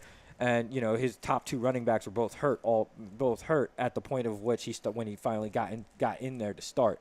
So it's like, what are you doing? Like, what do you want from a guy? You're throwing a guy out there with no receivers to throw to, no, plausible tight end that can actually catch the football, and basically 3 running backs you picked up off the street.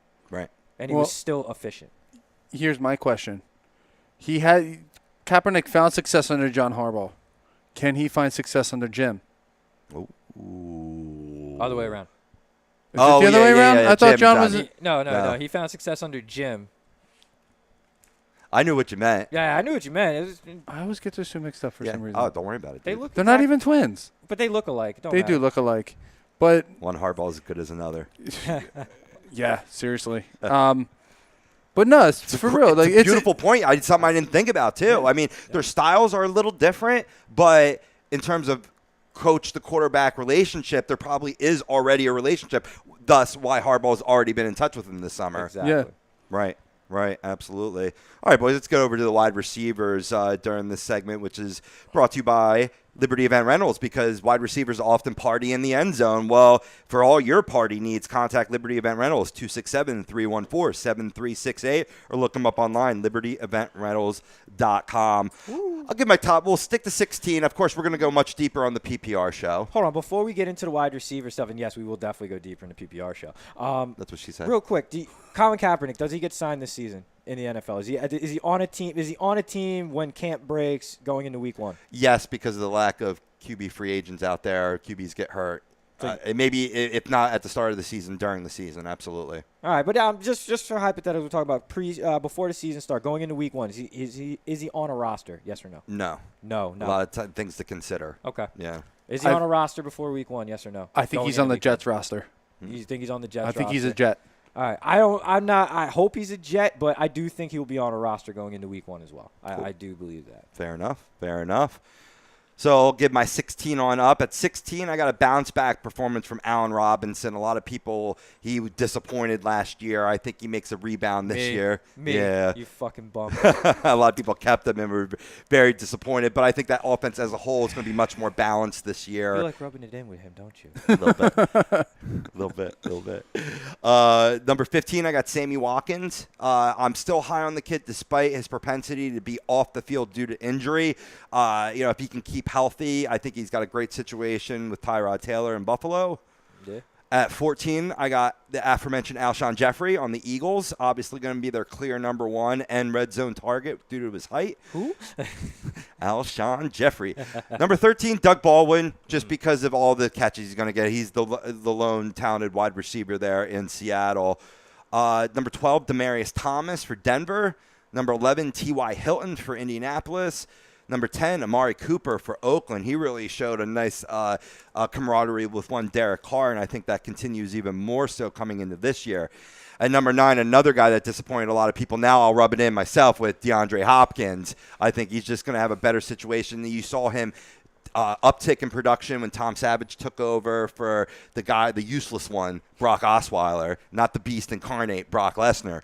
The useless one. So Hopkins, and I think he went to Cleveland as well. He might be in that mix too, Osweiler. I'm not sure. Oh, no. He's just keeping the seat warm for Cody Kessler to sit down. Yeah, no, absolutely. That's exactly what he's doing. But I think whether it be Tom Savage, whether it be eventually Deshaun Watson, I think DeAndre Hopkins has a bounce-back year.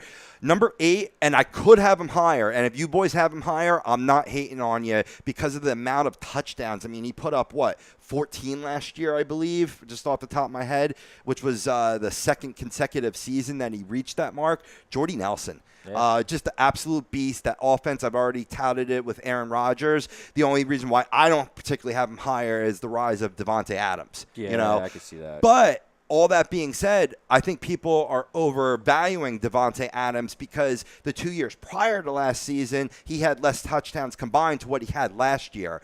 So I could see that regressing. I mean, that was also a combination, too, of Randall Cobb with a multitude of injuries last year. Yeah. It was also a combination of Jordy Nelson being hampered by coming back from his knee injury. Right. So he started off the season a little bit slower, and it just gave him opportunity to really show that he's got talent. And, yeah, I'm big, too. I'm 6'4". Number 7, I got another big wide receiver, Michael Thomas for New Orleans. Brandon Cooks now with the New England Patriots makes him their clear number 1 in my book. Number 6, Des Bryant. Number 5, A.J. Green. Hopefully he has a full 16 this year for the Cincinnati Bengals. Number 4, I got ODB. Number 3, I got Mike Evans. And number 2, I have Julio Jones. Nice. You thought I was going number 1 there, right? I did for a second there. I really did. Nah, I'm with you. And I even submitted this for my rankings. AB, number 1. Yeah, he's got to be, man. He's the best receiver in the game. I Right. mean, Julio Jones is the most talented receiver in the game, but Here's the thing, right?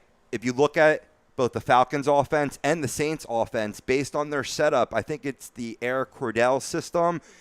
It shows a lot of progressions, which can really turn those guys. And we've seen this. We've seen this with Julio Jones. We've seen this with Saints wide receivers where they're there one week and gone the next. Yeah. It's just the style because that's how they trick up the opposing team's defenses.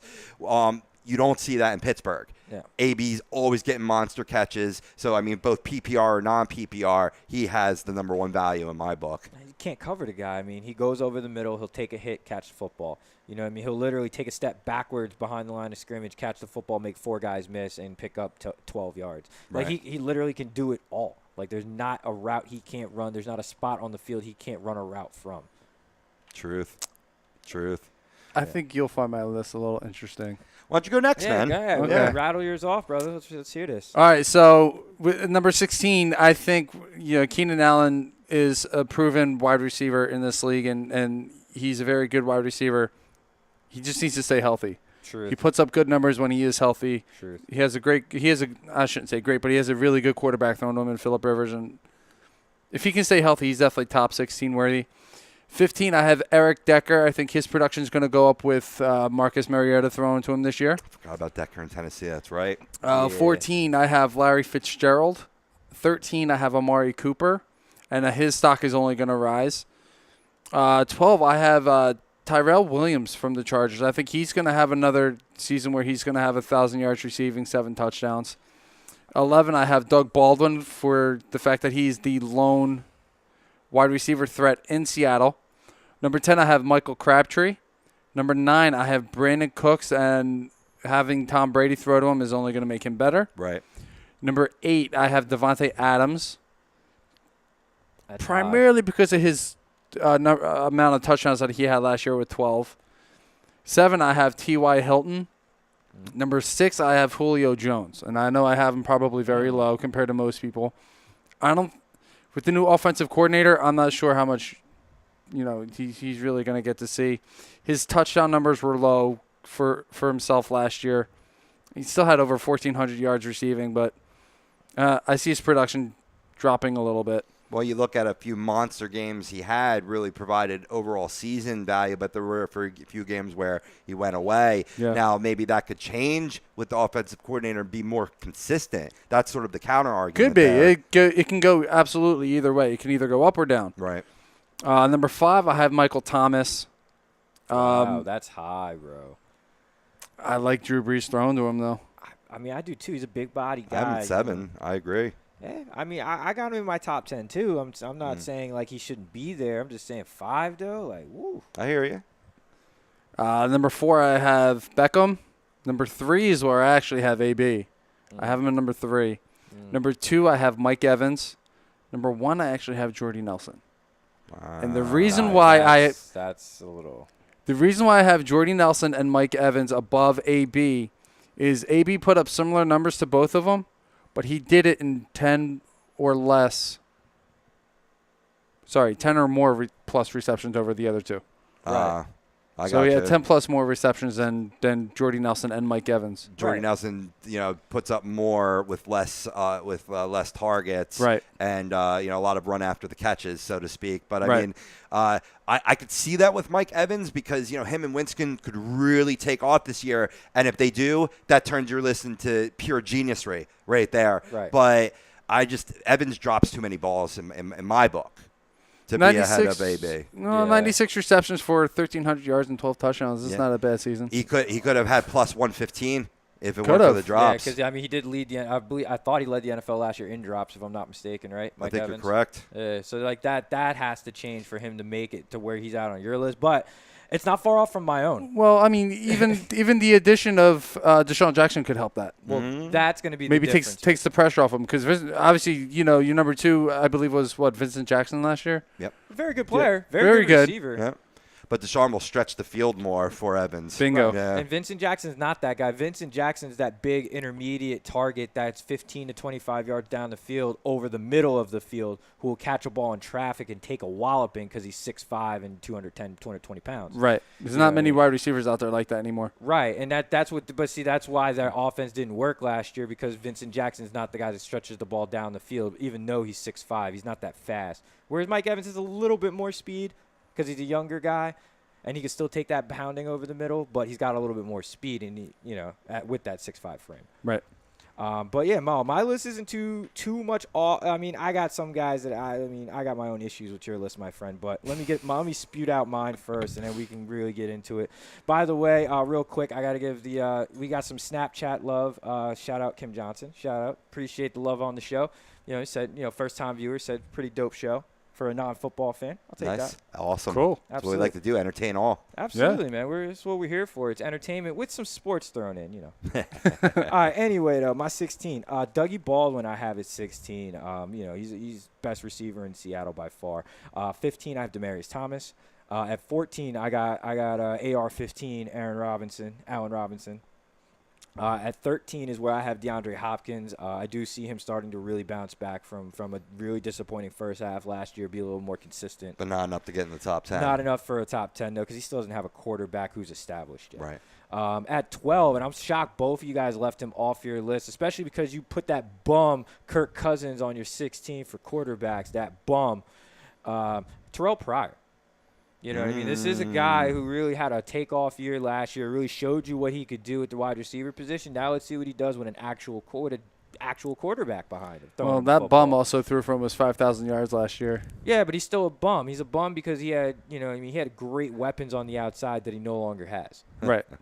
So he's still a bum, but I see Terrell Pryor being a nice recipient of his bumminess by just feeding him the ball. In a standard league, I got him down at 30. I have him higher on a PPR league. But, again, we don't know how Washington's going to use him because he is that versatile kind of slash player like, back in the day, Cordell Stewart. So yeah, but I see him not replicating last year's numbers, but being very, very close to last year's numbers because he's just going to be force-fed targets. Sure. So with the force feeding of targets, he's going to get some touchdown catches in there, especially in the red zone because he's a bigger guy, things like that. So that's why I have him at 12. They also have a guy like Jamison Crowder who can stretch the field too. Right, and he's a smaller guy, slot guy. Now you have him on the outside. You still have him in the slot, so you at least have weapons. Plus you have Jordan Reed there. Yeah. So, you can still distribute the ball, but it's not like having Pierre Garçon who can run by people on one side and Deshaun Jackson who can also run by people on the other side, and then having Jamison Crowder who can make people miss and run by people in the middle. Yeah.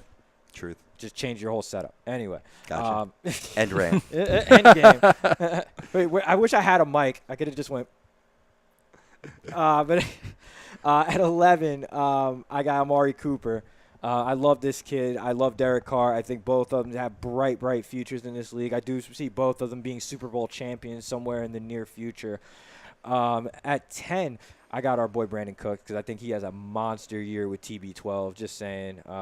Shout out Tom Brady. You're awesome. At 9, I have Michael Thomas. I think he just has a huge year with Brandon Cooks no longer being there and being more the focal point of the passing offense. At 8 is where I got your boy Jordy Nelson. I think because of the emergence of Devontae Adams, and then you're going to have the returned health of Randall Cobb, I just see a lot more disbursement in that passing game, especially adding to an actual tight end who can actually catch the ball in Martellus Bennett. I really see the offense spreading the ball and spreading the wealth. So I just see, even though he's going to have a great year and put up big numbers, I just see the numbers coming down some, especially the touchdown numbers. I see the receiving yards numbers taking a hit, but maybe not as big a hit because he's still Jordy Nelson. Right. Yeah, that's one thing that the Packers have done very well since Aaron Rodgers took over is spread the ball. Right. You look at teams. This is why I shy away from picking guys either on New England or Green Bay because of the talent, because of the coaching strategy where they really throw off the opposing team's defense so well. It's hard to predict week to week what each guy is going to give you. That's why I had Brandon Cooks a little bit lower. It's why I have period. You know what I mean? It's just why I have him a little bit lower, that you mentioned him higher or what have you. Not that I don't think he's talented. Not that I don't think he is the guy a la Roman Reigns. It's hard to predict week to week because when you get Bill Belichick, he's the best in the business when it comes to strategy. Yeah. Yeah, and Mike McCarthy's no slouch either, Right. especially when it comes to offensive mind. So, Right. like I said, because of just the more plethora of weapons, and you would assume the health of those Did weapons. McCarthy come from his coaching family, Belichick? No. No? Okay. No, Mike McCarthy. If Mike I'm not- Holmgren. I believe, yes. I Yeah. do believe he's actually from the Holmgren tree, if I'm Gotcha. not mistaken. Gotcha. All right. Back at it, though. Jordy Nelson at 8. I got your boy Dez at 7. I do see a big bounce back here from Dez. Especially with, a great young starter there in Dak. I see a big year out of Dez because I see health out of Dez. That's the problem with Dez. It's just make sure he's healthy. I hate Dez Bryant. I don't care for his antics at all, and I hate the Cowboys with a passion. But, we're talking about fantasy football, and I like money a little bit So am more. I. So am I. He's the reason why I lost my championship. Yes, you're right. He had that That's 3-touchdown why- game in yeah. Week 16. I He remember shouldn't have that. even have been in the goddamn game. Yeah. Wait. There it is. The Indian tier. The Indian tier, because I just saw a penny hit the floor. No wonder, no matter what your favorite team's colors are, green always trumps, right? Truth. Yeah, I Truth gotcha. be told, man. I Truth gotcha. be told. And speaking of green, he's not up yet, but I haven't heard him on either of your lists, which is a little surprising. At 6, I have T.Y. Hilton. No, I have him at 11. I have him at 7. Yeah, I heard him high on your list. Yeah, I didn't think he was that high on your list. All right. Mm-hmm. But yeah, no, I really like T.Y. I think he's reached an elite level for a little guy, and I don't see him falling off that elite level just yet. Granted, it might be a little slow this year with Andrew Luck. I do think he'll be a little slow to start the year coming off of the shoulder surgery and everything, but I don't really see it hurting T.Y.'s production that much because most of his yards come after the catch anyway, and he's just such an elusive player, and he doesn't take big hits. Big time year out of him again. This is the guy I was more leaning to. We talked about Green. Where's A.J. Green on both of your lists? Because I didn't even hear him on yours. He's not on my list. And I'm sorry, number 5. Yeah, exactly. Matching 5s. A.J. Green is an absolute monster. You add John Ross onto that team with last year's Tyler Boyd. Thank you. Last year's draft pick, Tyler Boyd. I really like that receiving. Maybe a lot more. That could be a benefit. That could be a detriment. He's not on my list not due to lack of talent or anything like that.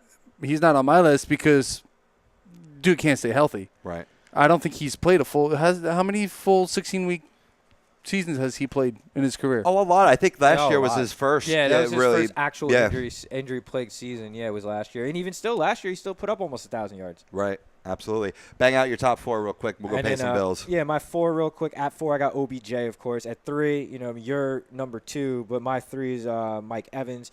Obviously, 2 is Julio because we all know my boy is number 1. We matched 1 through 5? Yeah. That's a first, dude. That really Since we've been is. doing the show, that is a first. Yeah. Wow. I ain't hating. I'm just going to go down here. Dude, cross-reference, baby. I told you. I really see high things for the Winston Mike Evans tree there. And if that works out, it could really make you look very smart or very dumb. Yeah, One or the other. time will tell. We'll go for the other. One place you'll never look dumb by going to is the Soap Stash. They are the new soap standard, and they remind you to treat your skin with the best nutrients and feel clean with the only soap you'll need. The highest grade carrier oils are ingrained in all their products, which are 100% natural.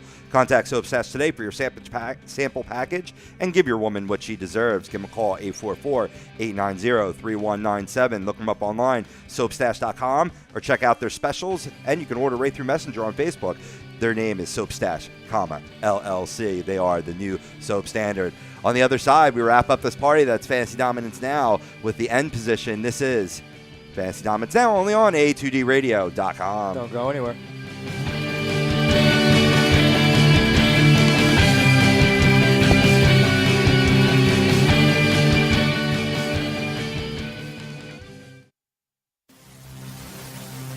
Welcome in to the worldwide leader of what? Real Talk, A2DRadio.com.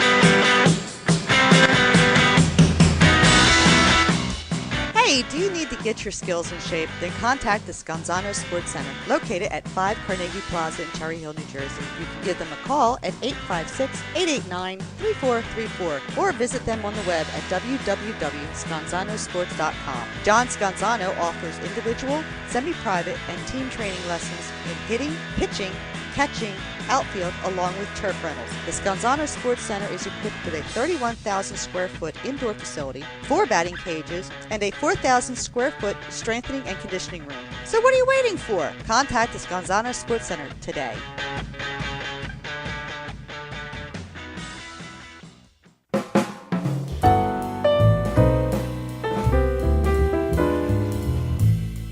Fellas, you ever come in from that baseball or football game and your woman won't come near you because you stink beyond belief?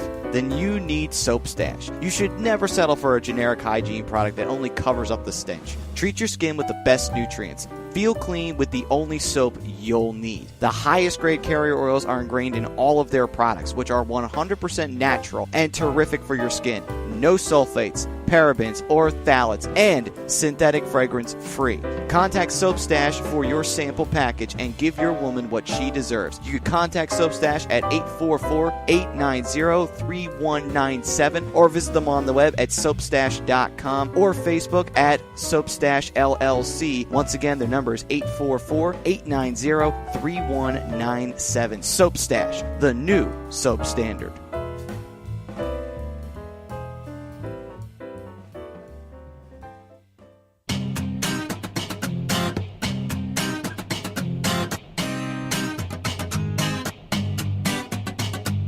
A2DRadio.com is proudly sponsored by Gibson Mayer LLC Certified Public Accountants. Gibson Mayer, located in Yardley, PA, is a leading accounting and business consulting firm with a proven track record of handling critical issues with expertise across many different industries, including construction, distribution, hospitality, manufacturing, real estate, service trades, merchandising, professional services, and professional athletes. Give them a call at 215-369-3300. That's 215-369-3300. Your initial consultation is always free, and if you tell them that Tom and Mike from AM and the PM sent you, you'll receive 15% off all income tax services completed by February 15th. That's Gibson Mayer LLC Certified Public Accountants, 215-369-3300, or visit them on the web at www.gibsonmayer.com. That's gibsonmayer.com.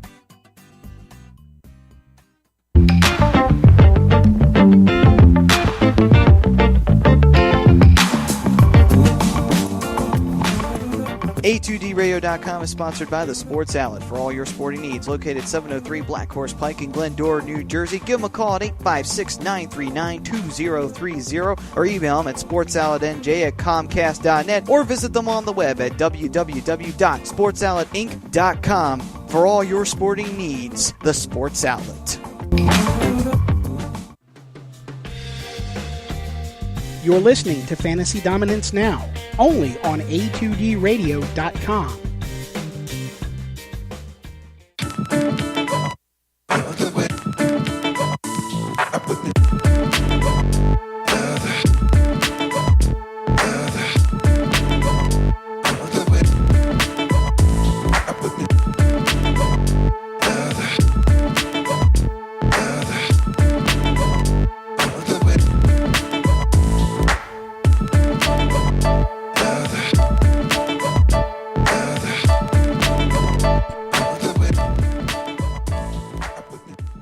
Welcome back to Fantasy Dominance Now, powered by the Soap Stash, the new soap standard.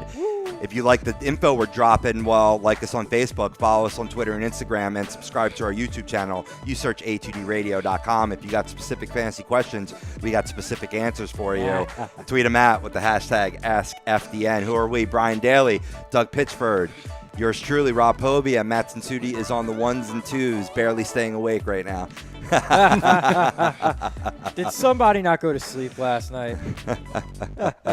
The one player we're missing this week, Mike Kleinkoff, on vacation down in FLA, he chimes in on Facebook in terms of his answer to our poll question, which, once again, in case you're just tuning in, is what position is the most vital to have an elite player in standard non-PPR leagues?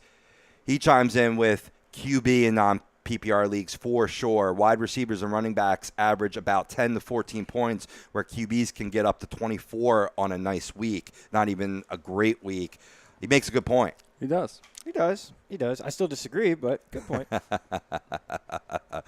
right, boys, let's move over to the tight end position. I'll start it off with my top 16.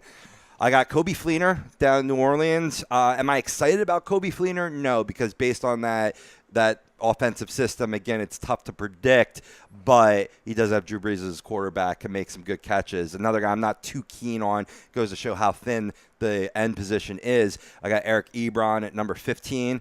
I got your boy Doug Martellus Bennett at 14. Oh, man, that's too low. No, I'm playing. I'm playing. No doubt. I got the ageless one, Antonio Gates, at 13. Oh, he's still alive? Yes, he is. Check for a pulse. I know Hunter Henry is I think I said Henry Hunter earlier in the show. It's Hunter Henry, Brian. My apologies. Oh, yeah. Look at that. And I have him earlier on this list. But, number 12, I got Zach Ertz. Number 11, I got recent draft pick O.J. Howard of the Tampa Bay Buccaneers. At 10 is where I got Hunter Henry for the L.A. Chargers. It just sounds weird. I'll never say that name ever. Number 9, I got Delaney Walker. Number 8, I got Jack Doyle. Jack Doyle. He really proved his worth last year in Indianapolis. Number 7, I got Kyle Rudolph, one of the best producing tight ends last year that, people in the industry talked about, but not too much far removed from that. Number 6, I got Tyler Eifert. Number 5, I got Jimmy Graham. Number 4, I got Jordan Reed. And my number 3 is Travis Kelce. Number 2, Greg Olson. I love that guy. And I still got to agree with Vinny Massington, Rob Gronk. Number 1, despite how many times he gets injured a season. It doesn't matter. That dude plays 8 games. He still gives you better production than most dudes 16. Yeah, truth.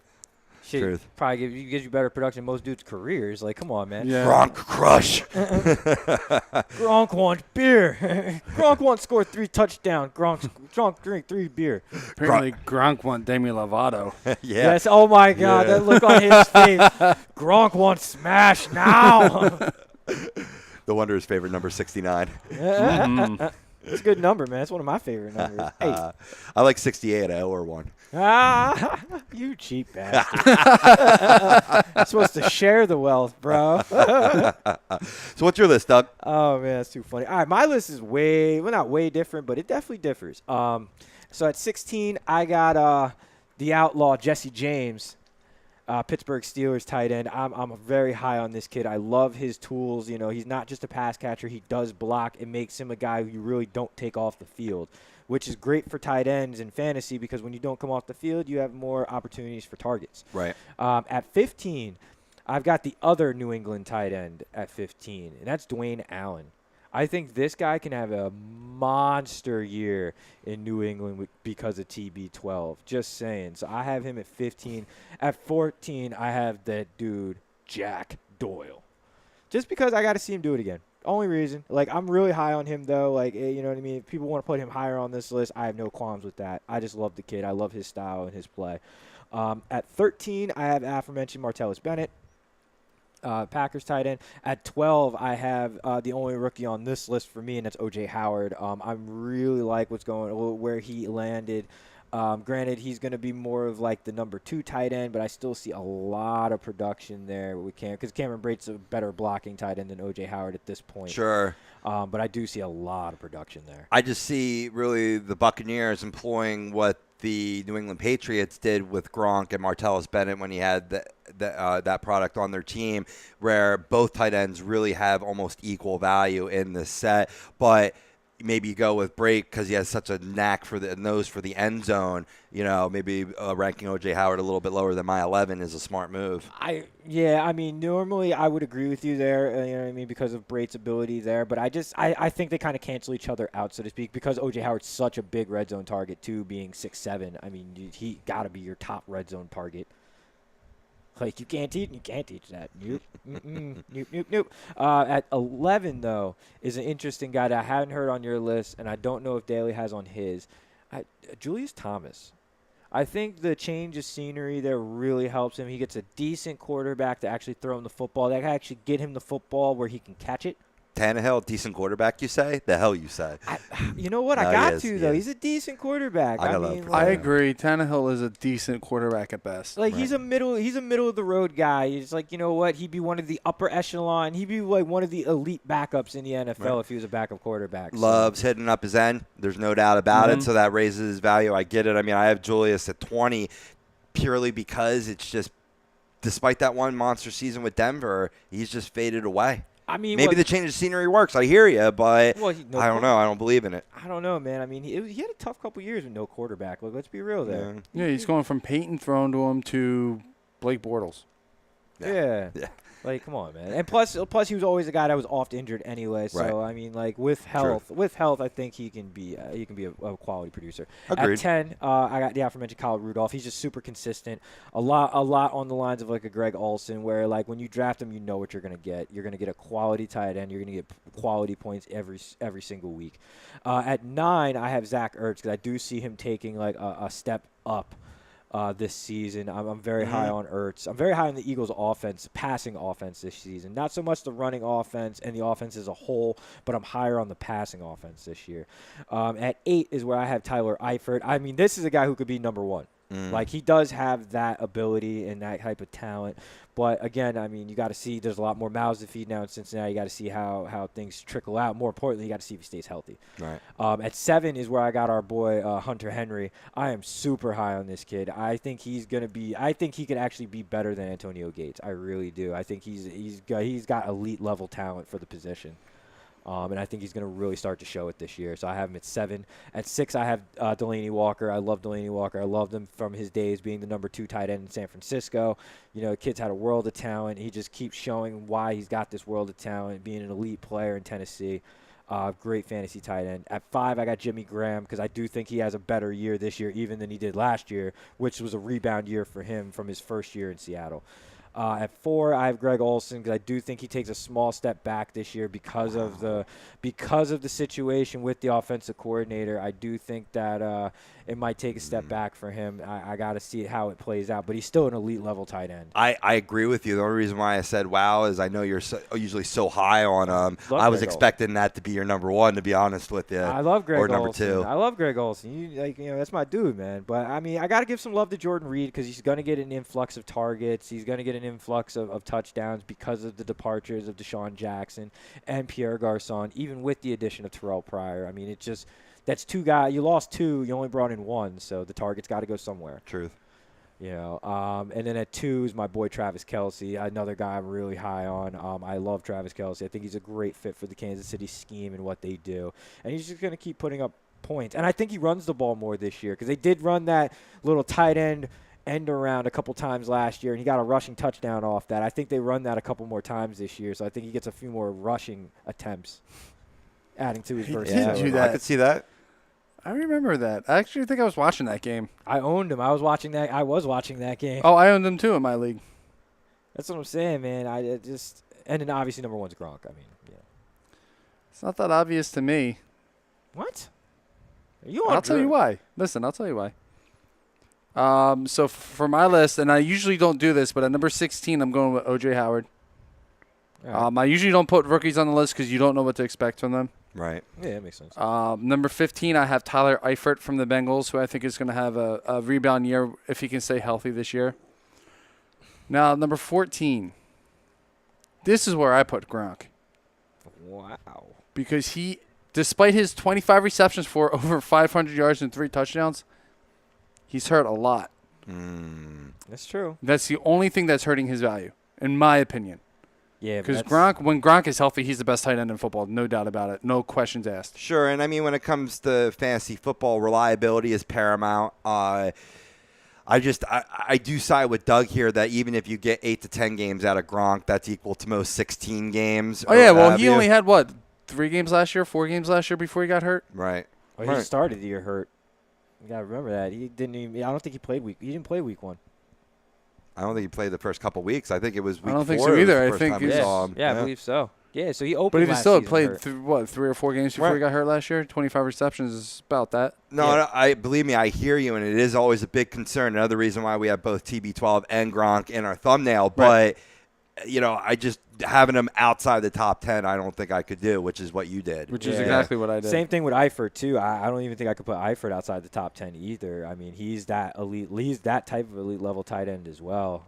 Even injured, 10 games out of him, and I think actually he did play 10 games last year, if I'm not mistaken, and he put up elite level production in those 10 games. Let's remind the viewers, this is standard league rankings, True. So you're not really valuing the amount of catches, you're valuing really touchdowns, yards, and there's other guys that could put that up there because they're on the field more, because they're consistent, a la Kyle Rudolph. That's where it's not the flashy name, but it's better for your fantasy team. Right. Agreed. Now, my number 13, I don't think either one of you put this guy on your list. And I'm a little surprised you didn't. Jason Witten. He's another one. I love Jason Witten. Jason Witten is an ageless wonder, but I just think age is finally catching up to him, and this is really the year. I think this is the fall off, and there's just so many younger tight ends now that are starting to rise up the ranks, so to speak. We were just talking about Tyler Eifert, Hunter Henry. Right. Jordan Reed has reached an elite level now. Like, there's guys. Well, let me say this, because I do have him at 18, and of course, we're only giving our top 16. If you want to know more, well, you got to hit us up on Twitter, #AskFDN, and we'll give you a full breakdown of lists. But with Witten, here's where I would do with Witten. I would wait till later, because I think there's enough tight end talent that he can wait till later rounds. So if I get one of these elite, I get a Greg Olsen, a Travis Kelce, even a Gronk, right?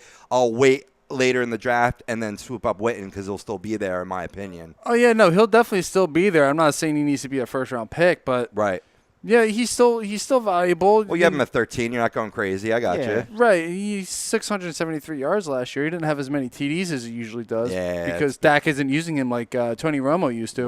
Right. And like you said, you have so many wide receivers to throw to. You got to throw to the tight end at some point, and I don't think Dallas has one. Well, playing devil's advocate on your side, Brian, is that so they're throwing more at Dak Prescott's playbook now, right? Still a young quarterback in this league, second-year player. A young quarterback's best friend is their tight end. True. There's no doubt about Very it. true. That's very true. Okay, at number 12, this is where I put Antonio Gates. With the emergence of Hunter Henry, I see more receptions going to him. 11, I have Zach Ertz. I think his production levels is actually going to go up this year. Will he do anything before Week 12, though? That's what I want to know. He does perform in the fantasy football playoffs, so. He did. Number 10, this is where I put Jack Doyle. Number 9, I have Hunter Henry. Number 8, I have Jordan Reed. I put him a little bit lower because of injury issues last year, and I believe he's still on the PUP list, isn't he?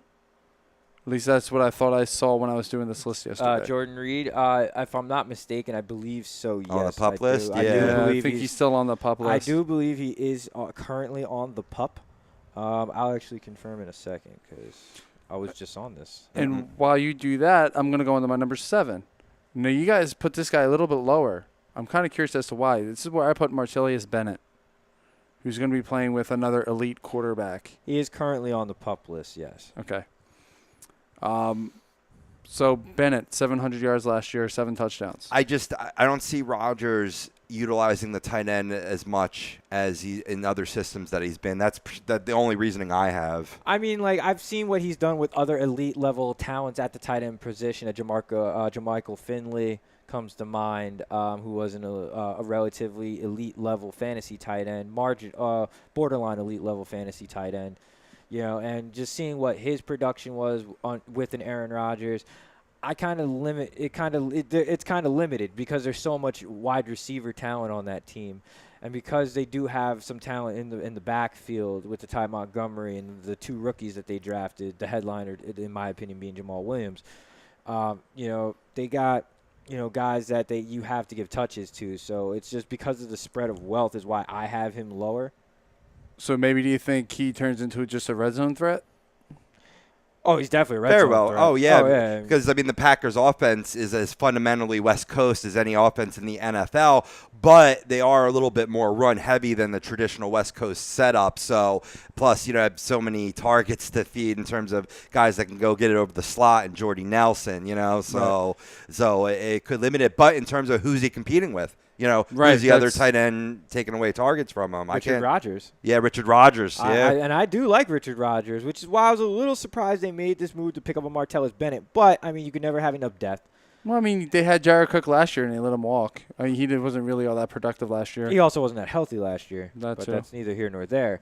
I mean, it's all about health with a lot of these guys. And, I mean, Martellus Bennett, for the most part, stays relatively healthy. I mean, he plays hurt a little bit, but he is a bit of a diva. He's going to have to tone that down with an elite quarterback and a lot of other elite players because you know what? You're not the best pass catcher on your team. I'm sorry, bud. Go sit down and shut the fuck up. Yeah. And when it comes down to, I mean, when you are in your standard league drafts or any draft for that matter, some common misconceptions here is, people avoiding upside, for that safe play, right? Martellus Bennett, a lot of upside in this new offense. So, don't be fearing judgment. Make your pick who you want, who you've researched. And, a lot of people get, really pushed towards a bad pick because of what other owners might write in the chat. Like, how could you get him there at that? Well, if that's who you want, that's who you want. Right. And I disagree, actually. I view Martellus Bennett as a safe pick because of his quarterback and the scheme that he's in. Because you can kind of almost single in where he's going to be. You could see him about 500-600 receiving yards. You can see him about 6 to 9 touchdowns because of the offensive players around him. More importantly, he's a big red zone target, something Aaron Rodgers really doesn't have on this team besides Richard Rodgers. Right. But now he has better hands. Sure. So at number 6, this is where I put Cameron Brate. Number 5, I have Jimmy Graham, who I actually agree with Doug. I think he's going to have a much better season this year in Seattle. I'm with you all. Number 4, this is where I put Greg Olsen. Number 3, I have Delaney Walker. I'm good with that. Number 2, I have Kyle Rudolph. And number 1, this is where I put Travis Kelce. Wow. Okay. I mean, I love Travis Kelce. Don't get it twisted. I mean, I have number 2. I mean, just I don't know. I don't know. It's just weird for me because Gronk is clear cut the best player at the position. I just, I don't know. It's just seeing him out on a list where he's not 1 or 2. I can get around 1. I can even get around 2 if you're going to bump him to 3, but I can't see him outside the top 3 just because there's so much talent. Right. It's not a talent issue. It's a health issue. Yeah, but I mean, I was looking at, looking at it based on his numbers last year. Even those numbers in 4 games or 5 games, I take those 4 or 5 games. Oh, because it's better than most. It's better than a lot of the tight ends that are out there. Yeah, I mean, even Tyler Eifert last year, he got hurt in his 8th game. He played in 8 games last year. What was his exact number? 394 for 5 touchdowns. Yeah, I'll take that all day. That's better than half the league. Yeah, it really is. No, I get it. I mean, I get the argument. Yep. Well, despite where your stance is, all of our tight end rankings being brought to you by the BMW of Atlantic City dealership. Easy to get 2 minutes off of exit 37 on the Garden State Parkway. You can check them out online, bmwatlanticcity.com. So a couple minutes left in the show, guys. We're not going to be on air next week. Not going to say next year. Next week, we'll be back on the 15th with our PPR versions of the show. We'll give some love to DST's kickers. Because we want to talk quarterback. That doesn't change from standard to PPR, along with our running backs, wide receivers, and tight ends, slight modifications based on PPR value. But like I said, since we won't be on these airwaves next week, Doug, I want to give you a couple minutes to kind of review the action that went down yesterday with the MLB trade deadline. I mean, so much went down in the last day or two, man. Real quick, I just want to touch on some of the bigger trades, in my opinion, over the last 3 or 4 days leading into the deadline. Jaime Garcia going to the Yankees for 2 pitching prospects, 1 right-hander, Zach Lettel, and 1 left-hander, Dietrich Enns. That was a cup of coffee in Minnesota for Jaime. Seriously, did he even get a start? Wow. Nah, didn't even. I think he got 1 maybe. Melky Cabrera heading back to Kansas City from the White Sox for AJ Puckett, right-hander AJ Puckett, left-hander Andre Davis. Not a bad deal. This is the deal. This is the deal that I really think could be a game changer. Jonathan Lucroy to the Colorado Rockies for a player to be named later. Wow. I think Steal. that's going to be huge, that deal right there. Another big one, Addison Reed going to the Boston Red Sox for a trio of single and double A right-handers. The New York Metropolitans definitely needed that. And I don't know. Outside of the big trades, obviously, Sonny Gray going to the Yankees, Yu Darvish going to the Dodgers, Francisco Liriano going to the Houston Astros for Teoscar Hernandez and Naoki Aoki. Good pickup for the Astros to get a number 4 guy. I don't expect a little uptick in fantasy value, but Liriano is just too hit or miss for me to even fuck with on fantasy. But better deal for the Blue Jays. Yeah. Teoscar Hernandez is the real deal. This kid just needed somewhere to play and get playing time. He can hit. Like just give him a chance, and he's got one now in Toronto. Big time, bro. Nice. Yeah, but I do love the haul, though, if I can, real quick on the Darvish deal. Darvish obviously went to the Dodgers for Brendan Davis, second baseman, right-hander A.J. Alexy, and also second baseman Willie Calhoun. I mean, granted, the Dodgers didn't have to give up any of their top-tier pitching prospects, didn't really have to give up any of their top-tier position player prospects with the exception of Willie Calhoun. But, I mean, I do like the haul that the Rangers got, though. Brendan Davis is very high on a lot of scouts' boards. And so is A.J. Alexy, really moving up a lot of people's boards in terms of pitching prospects. So the Texas Rangers did get quite a bit of use out of these guys, that they just brought in. More importantly, too, it frees up some cap room and stuff. You can turn around and bring back a Yu Darvish in free agency, and now you just got a little bit deeper in the farm system to make moves next year coming into the trade deadline. Just saying. Pick up some of these rental players that went to a team during this trade deadline. No doubt about it. Thanks for that report, Doug. Last but not least, our poll question. We asked you which position is most vital to have an elite player in standard non-PPR leagues. With 45% of the vote, went to the quarterback. So they're siding with one Mr. Michael Kleinkoff and Mr. Brian Daly. They don't know what to talk about. Well, that's just not nice. Well, for the poll winner, Brian Daly, Doug Pitchford, yours truly, Rob Povia, and Matt Sensudi. This has been Fantasy Dominance Now, only on A2DRadio.com. Coming up at 3 p.m., you'll see some of these same players on the Hockey Happy Hour talking the greatest teams in hockey history. We'll catch you in 2 weeks, people. Good luck in your football drafts. Peace and love.